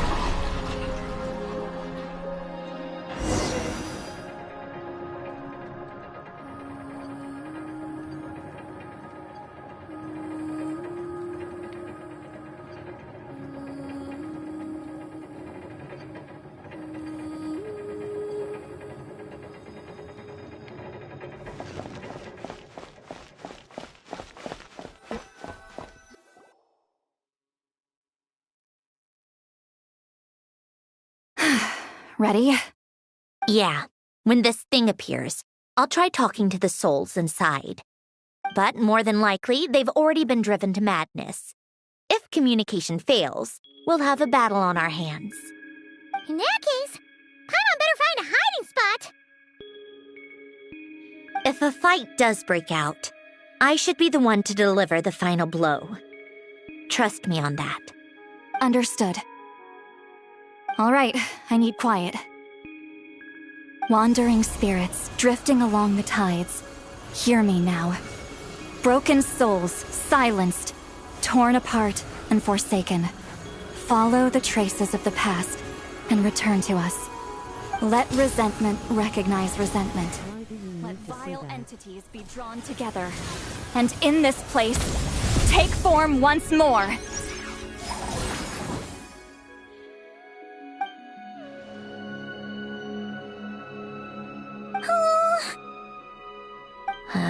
What now? Is that it? This is exactly why I deal in math, not magic. How are we supposed to know what stage the spell is at? It's like there's no logic to speak of. Mechanical science is so much easier to... Watch out! Hey, you! Or whoever's inside of you. I need you to listen to me. I'm a descendant of Fontaine's Lord Artificer, Hélène Guillotin. I can make you whole again and return you to the ley lines. You just need to work with me here. Cedrone! Shh.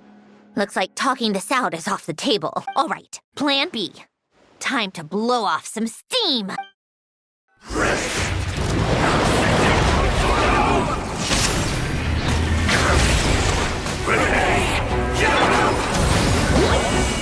You're cursing out the wrong person!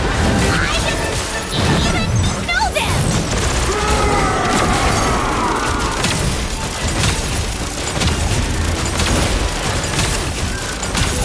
Take a break.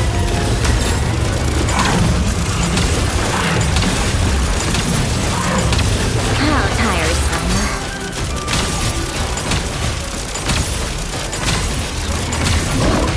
Come on, keep up.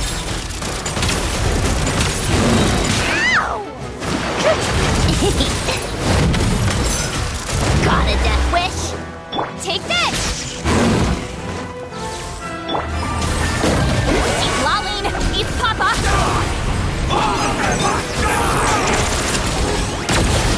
Most of them already did, but you still have a chance to return to the ley lines and reunite with your family! Just work with me here!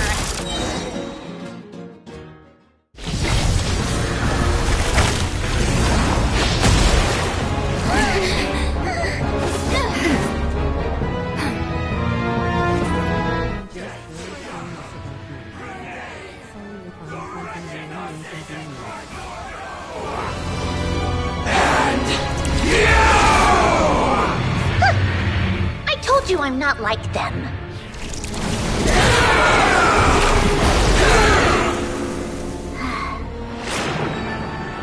I'm stronger.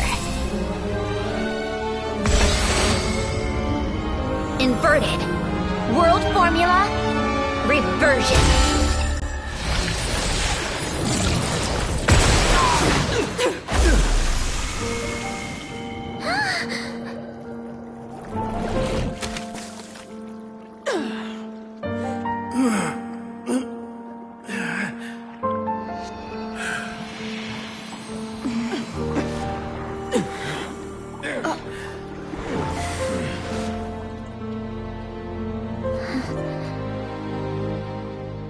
Be at peace among the tides.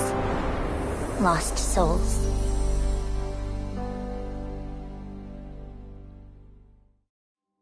Is it over? Yep, told you it'd be a piece of cake. How did you do that back there? That creature was No, nothing it's okay. special. I'm just Had a very bunch of souls skeptical with when nowhere it to comes go, to a certain touch of things. malicious energy, I a few usually impurities, have and no a whole lot viewers, of so resentment. having one asking me about That's what my you full get. count. All I did was separate the original souls from the rest of the filth. allowing them to be accepted by the current rules of the world. The principle behind the world formula is divergence. Starting from a point of origin, it deconstructs and reconstructs the possibilities of the world to find certain answers. So, it would follow that reverse calculating the world formula allows us to achieve convergence and restoration instead. Using a numerological array, I was able to do just that. It's similar to the concept of homological reduction in mathematics. I reduced them to the basic fundamental essence of their being without changing their underlying nature. That meant... never mind. Judging by all the blank stares, I'm guessing you don't actually care. I think I finally understand how Outlanders feel when I ramble on about shaman stuff. Point is, it was super impressive! You really are amazing, Sandrone! You're just realizing that now? Ahem. Enough about that. We should get going. I'll go reset the mechanisms inside the tower. See you back on land.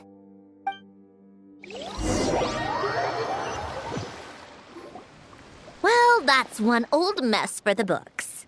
Glad to have that over and done with. Feels nice to do a good deed every once in a while. You helped everyone out a bunch and not cry, too. Kinda seems like you're just a good person at heart. I wouldn't be so sure. I'll be heading back to the Fatui soon enough. You two are too trusting sometimes. Fine. Just don't say I didn't warn you when it comes back to bite you. Well, where to next? Back to the ship? Yeah! Your personal business, the Narcitsan thing, it's all resolved. That means you can see the people that need seeing now, right, Sandrone? Everyone's gonna be so happy you're back! You wouldn't catch me dead admitting to this before, but...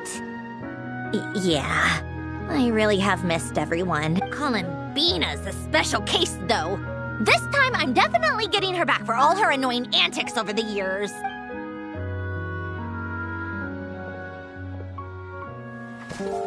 She'll sense me coming from a mile off. How am I gonna...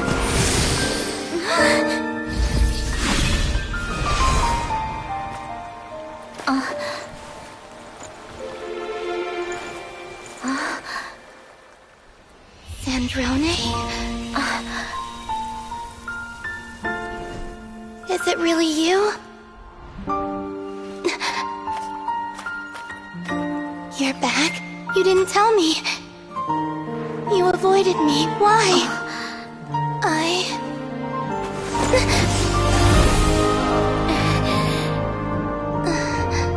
Sandrone? Now we're even. I missed you so much. That makes one of us, idiot. I'm here, Columbina.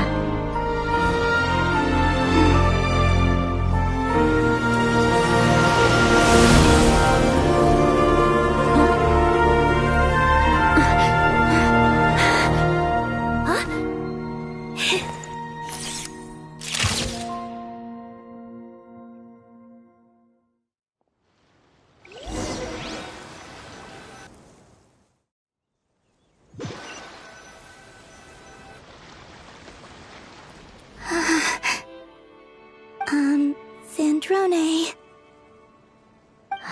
Don't ruin the moment. Or I'll start thinking about how you teleported me to a random location after I explicitly told you to stop doing that. And scene! Bravo! Bravo! We got it! This is exactly the ending I was hoping for. Huh? Where did you just go, Miss Columbina? You vanished, and then the next second you were back hugging this, new friend here. That was all on camera? Yeah. Well, the camera was already rolling, and it happened so fast, so... yeah. Hold on. This must be... Yep, my best friend. The one one I was looking for. I never thought I'd actually get to see her again. I'm just so happy. Plus, the film got a happy ending too. It's all thanks to you, Sandrone. Sandrone? You couldn't stop being annoying for 1 second? Columbina! Ah!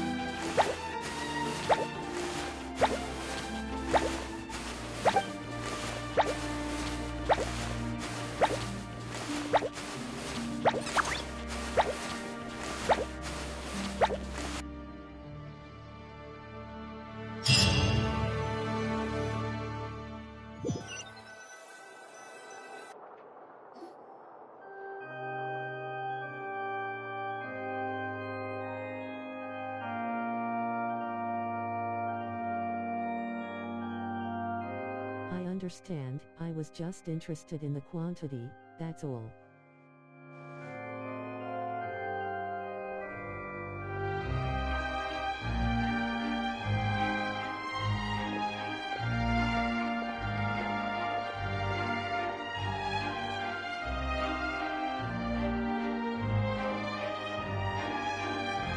Do you stream every day?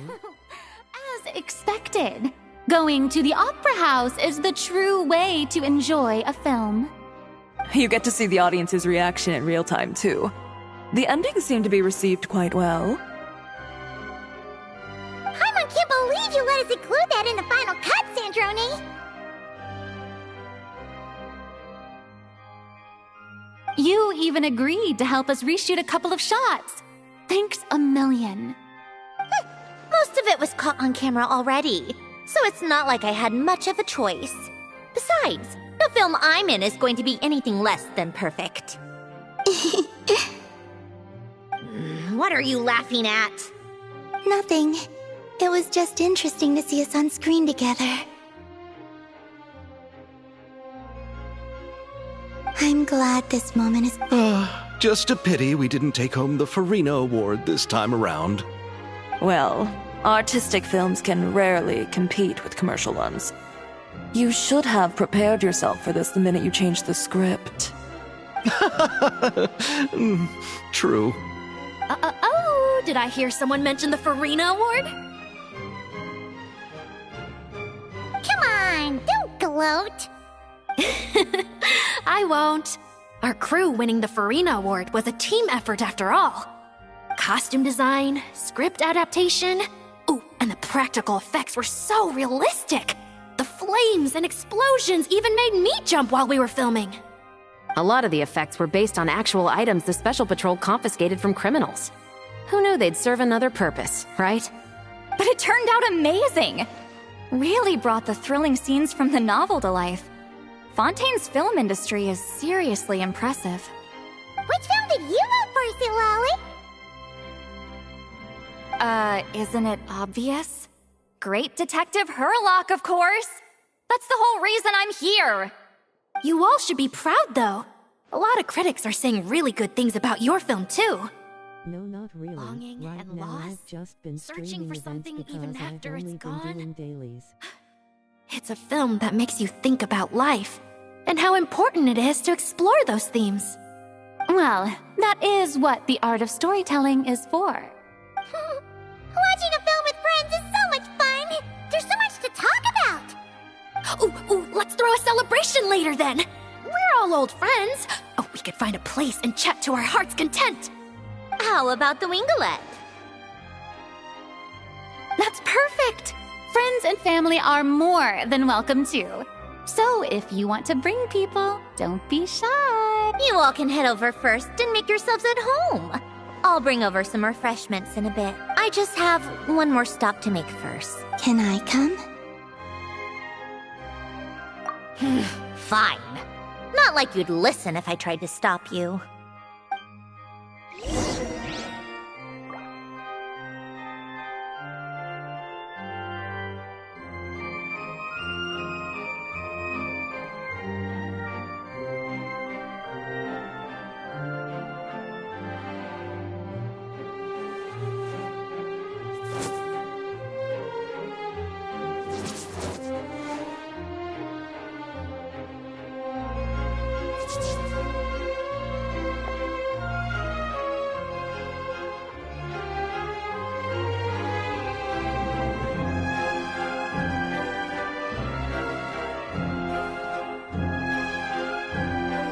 Something you wish to report?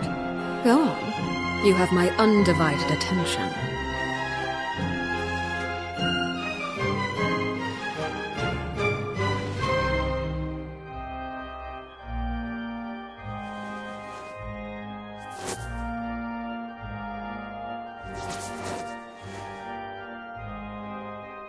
Thank you very much. Good luck with your quests. I'm careful with giving out my Primo count because you can steal someone's account if you know the exact amounts.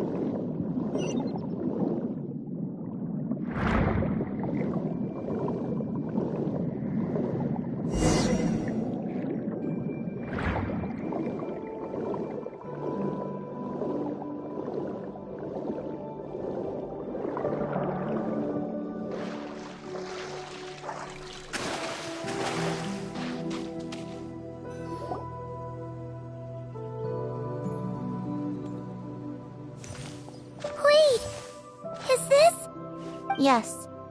Here lies Lord Artificer, Elaine Guillotin. This is his grave.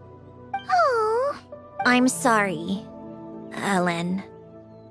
I'm sorry this is the first time I've been back since leaving Fontaine. I should have come to see you more often. I got your gift. I even cleaned up one of the Narcissus Ordo's messes along the way. Our home is just as quiet and warm as it always was. The flowers in the garden are still thriving. I'll make sure to tend to them more often from now on. Polonia received irreparable damage in battle. I should have taken better care of your invention. I'm sorry. Polonia was family to me. Just like you. You always said I was a fast learner. But I'm not so sure.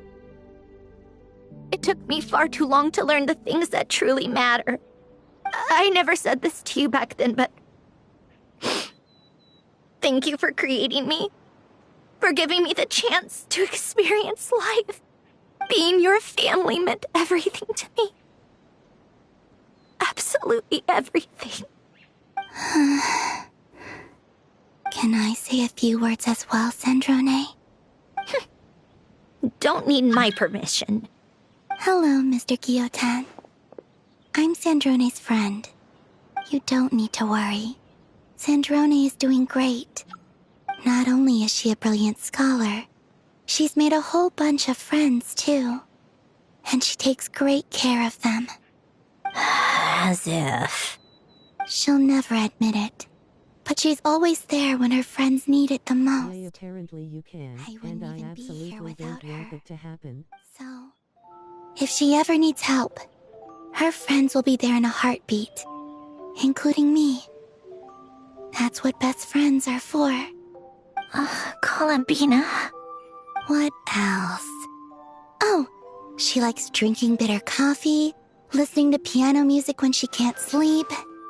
Turns out she even likes giving hugs. No, wait! Don't tell him all that! Huh? I don't understand. I didn't think you'd want to hide things from him. Well, yeah. But there are still things I don't want to say. Okay. I'll come by myself and tell him for you then. That's not what I meant! All right. Enough with the speeches. If no one has anything else to add, let's just leave it there. Should we say a few words too? Kinda seems like Columbina said it all. Oh, great idea!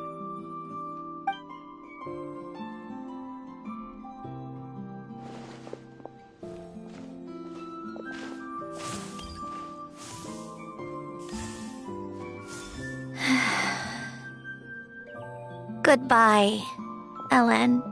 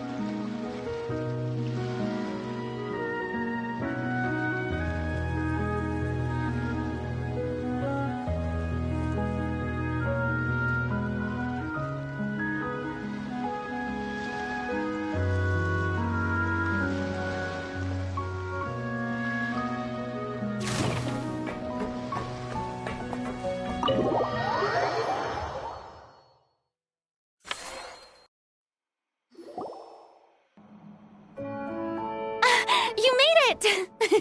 The party's already started. Oh, but, you didn't bring anyone else along? I thought you headed out to invite some friends. We did invite a friend, actually. She'll be here soon. She's even bringing some desserts to have over tea.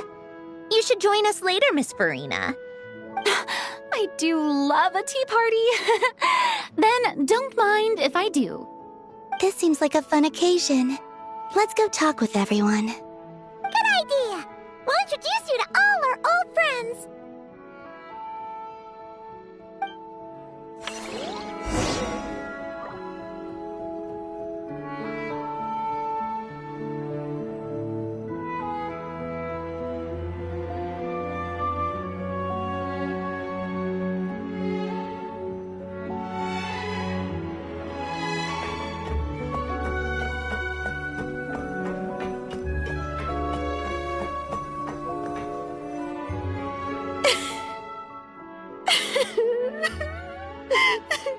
What a dream come true! For once, it all worked out! I can die without regrets. Let's not get too ahead of ourselves, Director Lapine Pauline. What was in that piece of cake you just handed her, Escoffier? Bromaritime flowers, eggs, flour, same as all the other pieces. What, you think I tampered with it? Playing a detective in real life now too, are we? Oh, it's so delicious! I'm so happy! My life has peaked!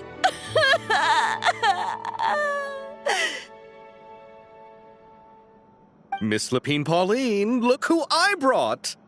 Master! Wait, What happened to your face? Why are you crying? Never mind my face. Here, let me introduce you. This is Miss Charlotte and Miss Escoffier. Things are sounding lively over here. Oh, look who it is! Perfect timing. I was so busy with the shoot, I feel like we barely got to talk. And the elusive Miss Guillotin. It's great to see you. Thank you so much for letting us use the boat free of charge. That was so generous of you. Oh, right. Introductions. This is Miss Charlotte and Miss Escoffier. That's kind of you. But I didn't really do anything. If you want to thank someone, it should be the Duke or the people who keep the boat in such good shape. Right. I'll head over in a bit and do just that. Miss Columbina? Yes? Could I interview you sometime? I'll treat you to some gâteau de bord for the trouble. There's only a limited amount available each day. Oh, but it's an absolute must-try when you're in Fontaine. Oh, sure. Bold of you to use my own cake as a bribe right in front of me. You know what? When else are we all going to be together like this? Come on, everyone! Grab your drinks!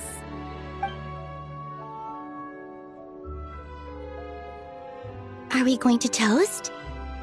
Yup! Come on! Sante!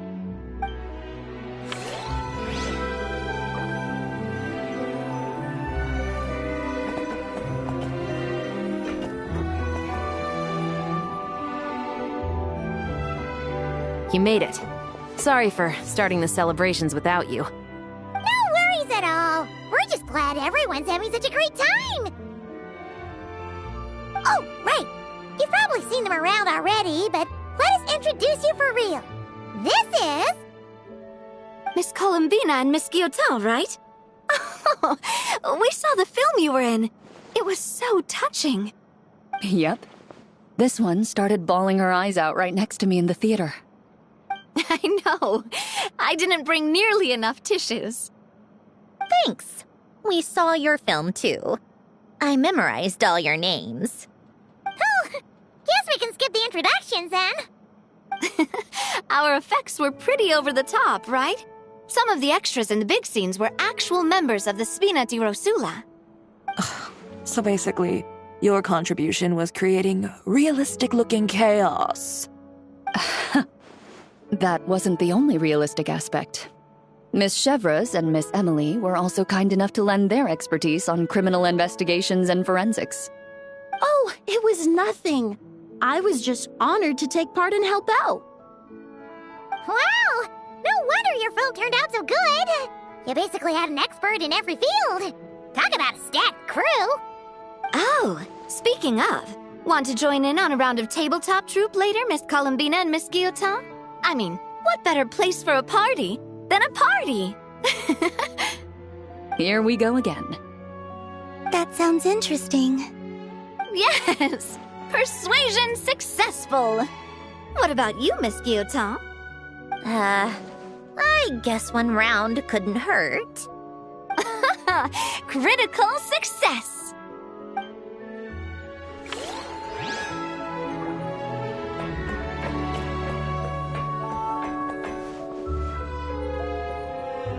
Granny Itzley, you're really not going to let us borrow these cute little stuffed toys for our magic show? First of all, Seat Lalin and Eats Papa are Chi-Chi meal. They have inauspicious stars sealed within them, and they're my helpers, not toys. But the Grin Malkin Cat and Boggle Cat box are Linny and Lynette's helpers. And they still make good partners on stage. Agreed. We've never had a Chi-Chi meal pop out of our hats before. It would be quite the surprise. I think the audience would love it. If this was the Masters of the Night Wind, these kids wouldn't have even had the guts to say my name, let alone pester me like this.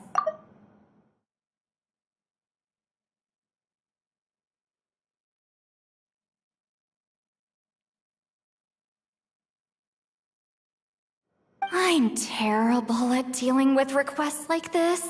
Oh, Traveler, quick, save me! You think you're so funny. Lady Sandrone. Lady Columbina.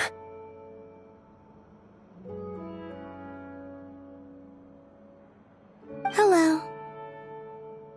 Don't look at me like that. I don't have any mechanisms for you to break.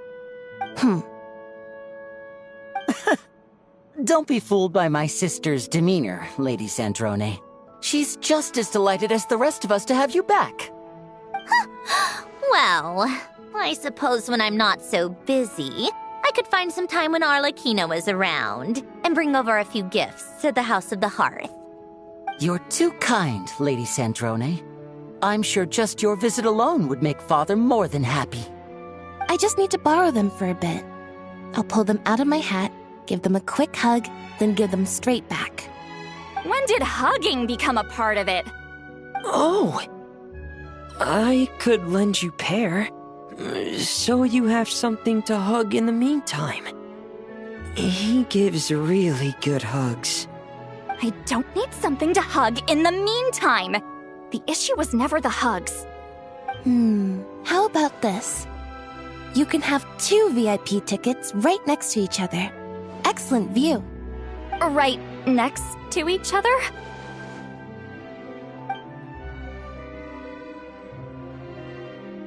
Yep, super quiet. No one will bother you.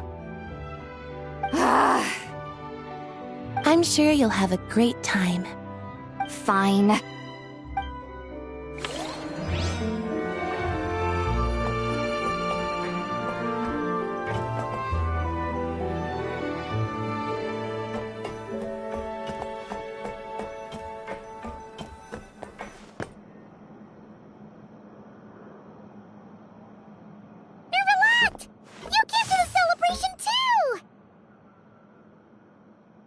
Yes. I can only hope my presence does not make anyone ill at ease. Who's this? All right! This is Nervalette, the Eudex of Fontaine. And this is Columbina and Sandrone. Greetings. Hello. These two must be the Fatus and former Fatus related to the recent incident in Nodcry. I read about them in the diplomatic report. The Eudex? Oh, the dragon that cries a lot.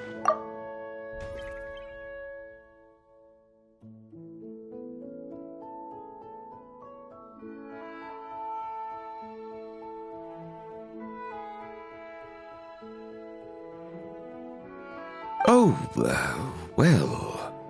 Jeez, Columbina. That's your takeaway from all those Fatui meetings? Seriously? Is that truly how I'm portrayed in the Fatui's intelligence? You must put a lot of people in prison then. Well, it would be more accurate to say I pass judgment on their crimes. All trials in Fontaine strive for fairness and justice, so as to avoid imprisoning the innocent. So, only the people who deserve it get sent to prison. Well, deserve is quite a subjective metric, is it not? At the very least, I can promise that in every trial over which I preside, I make every effort to deliver a fair verdict.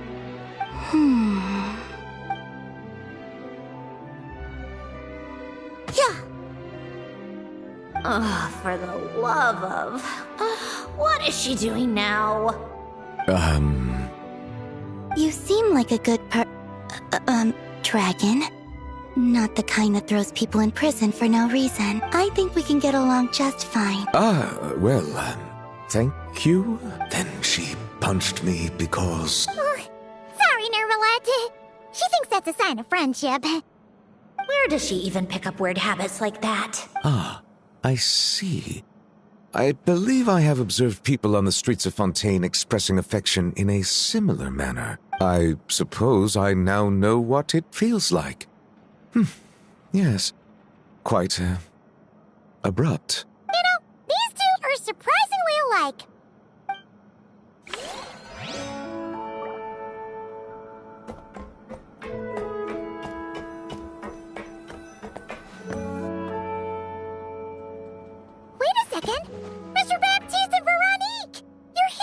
friends of yours? Veronique is the prop manager for Musketeer Pictures. And Mr. Baptiste is the author of The Two Musketeers. Yeah, former prop manager. Now we're just two criminals serving our time. Thanks to Duke Risley and Nurse Sejuin looking out for us. Not too bad, actually. You make it sound like I'm giving you special treatment. I just think the method of justice you chose to pursue is one people can respect. You are far too modest, Your Grace. The only reason we were even able to come to the surface for the festival is because you fought for it. It's also just good for the physical and mental health of the prisoners in general. Anyway, I suppose I have you to thank for keeping the Wingalet in such good shape. I never knew she could look so striking. I didn't do anything special. It was mostly the Traveler and the others. Don't sell yourself short, Miss Guillotin. You are the current captain, after all. In light of that, I have to ask, do you mind if I leave up some of the installations so the people back at the fortress can also enjoy the aquarium? Huh? Like I said before, I just think it would be good for the inmates who clean and maintain the Wingalet to see their work put to good use. Besides, maintaining an aquarium is sure to be a lot more interesting than scrubbing rust off the walls and deck. Of course I don't mind. I'm grateful you even want to keep it. Great. Then it's decided. That's amazing, Sandrone. We should go hang out at the Fortress of Meripede later, then. You do know you just invited me to hang out in prison, don't you? Oh, looks like Arlecchino's here. Come on, Columbina. Let's go have ourselves a tea party.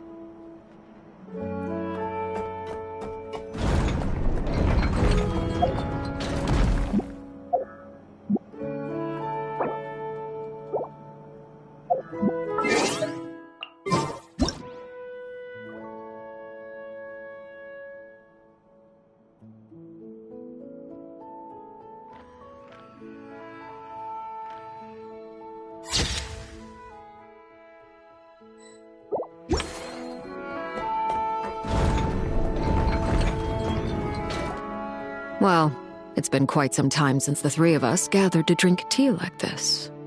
Yes, but your tea is as good as ever, Sandrone. Of course it is. The pastries you brought aren't half bad either, Arlecchino. I'm glad to hear it. Are they to your liking, Miss Farina? If I remember correctly, this particular cake is your favorite. Yes, thank you.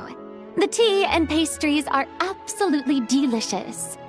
I can't believe I'm casually sipping tea with 3 harbingers. Or are some of them former harbingers? Who knows? Due to diplomatic reasons at the time, our last tea party was rather tense. Wasn't it, Miss Farina? You have my apologies. But this is simply a casual gathering of close friends. So I do hope you can relax and enjoy yourself. Of course! I appreciate the hospitality, in both cases. Next time, let me be the one to treat all of you. I'm sure we'd all be delighted to have you join us more often. The same goes for you two.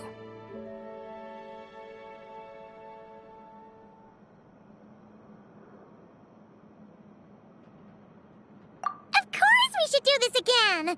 We've all been through thick and thin together by this point.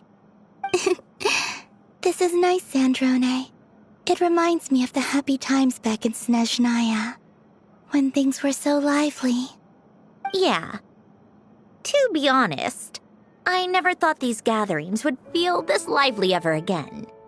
Well, I think I speak for all of us when I say we're truly glad you're back, Sandrone. Me too. I've realized that holding on to what matters doesn't just mean protecting what you already have. By reaching out and striving for something new, you can gain much more than you think. No, that certainly doesn't sound like something the old you would say. Well, I'm only going to say it once, so don't get used to it. Who knows? Perhaps your tea parties will only get livelier from here on out. Once you return to the Fatui, we'll have more opportunities to keep in touch in any case. I want to spend more time together too. But I don't want to go back to the Fatui. Well, Notcry isn't too far from Snezhnograd. It shouldn't be hard to find a place where we can all get together. Oh, and then I can sing for you. Or put on some of your favorite music. Just like the old days. Speaking of music, I spotted a mechanical piano below deck. Is it yours, Miss Guillotin? Yes. Reclaimed, I suppose you could say. Why don't you play something for us? Huh? In front of all these people? Yes, why not? You play so well. Yeah, come on! Just a little, please? For the love of... Fine! One piece, and that's it.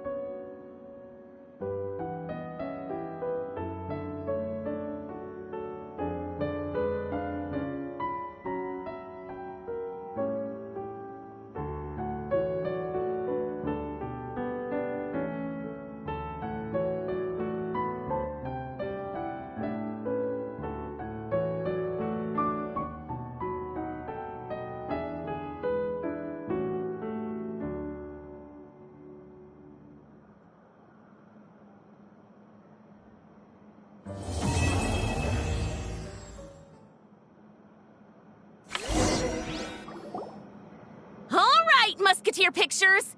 Everyone ready? I'm not sure I should be in this one. Of course you should. You might have primarily helped out another crew this time, but you're still a member of Musketeer Pictures. All right, thanks. I'll still stand a bit off to the side, though. Can I be in the picture too? Of course, Miss Veronique. I would have loved to have you in the last one too, if circumstances had allowed it. Thank you, Director Xavier. Do I really have to be front and center? You're one of the lead actors! Of course you do! Nervous, Sandrone? No. All right. Look at the camera. And 3, 2, 1. Musketeer Pictures!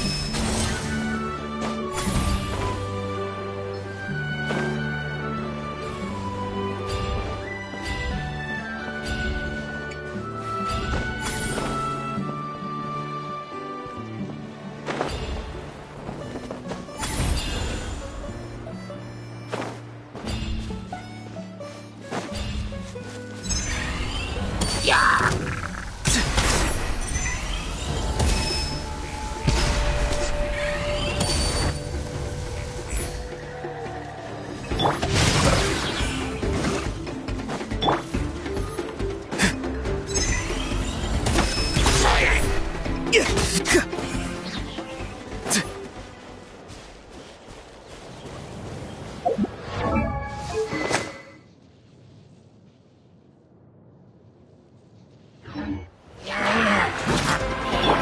outlines your fate.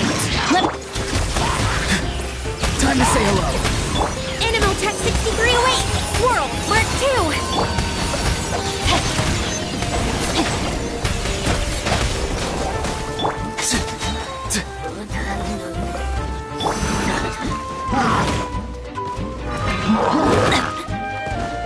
Know my sword! Rain outlines your fate. By royal decree!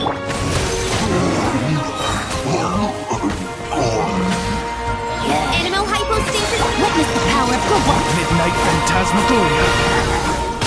Not too far now. Go! You're free now!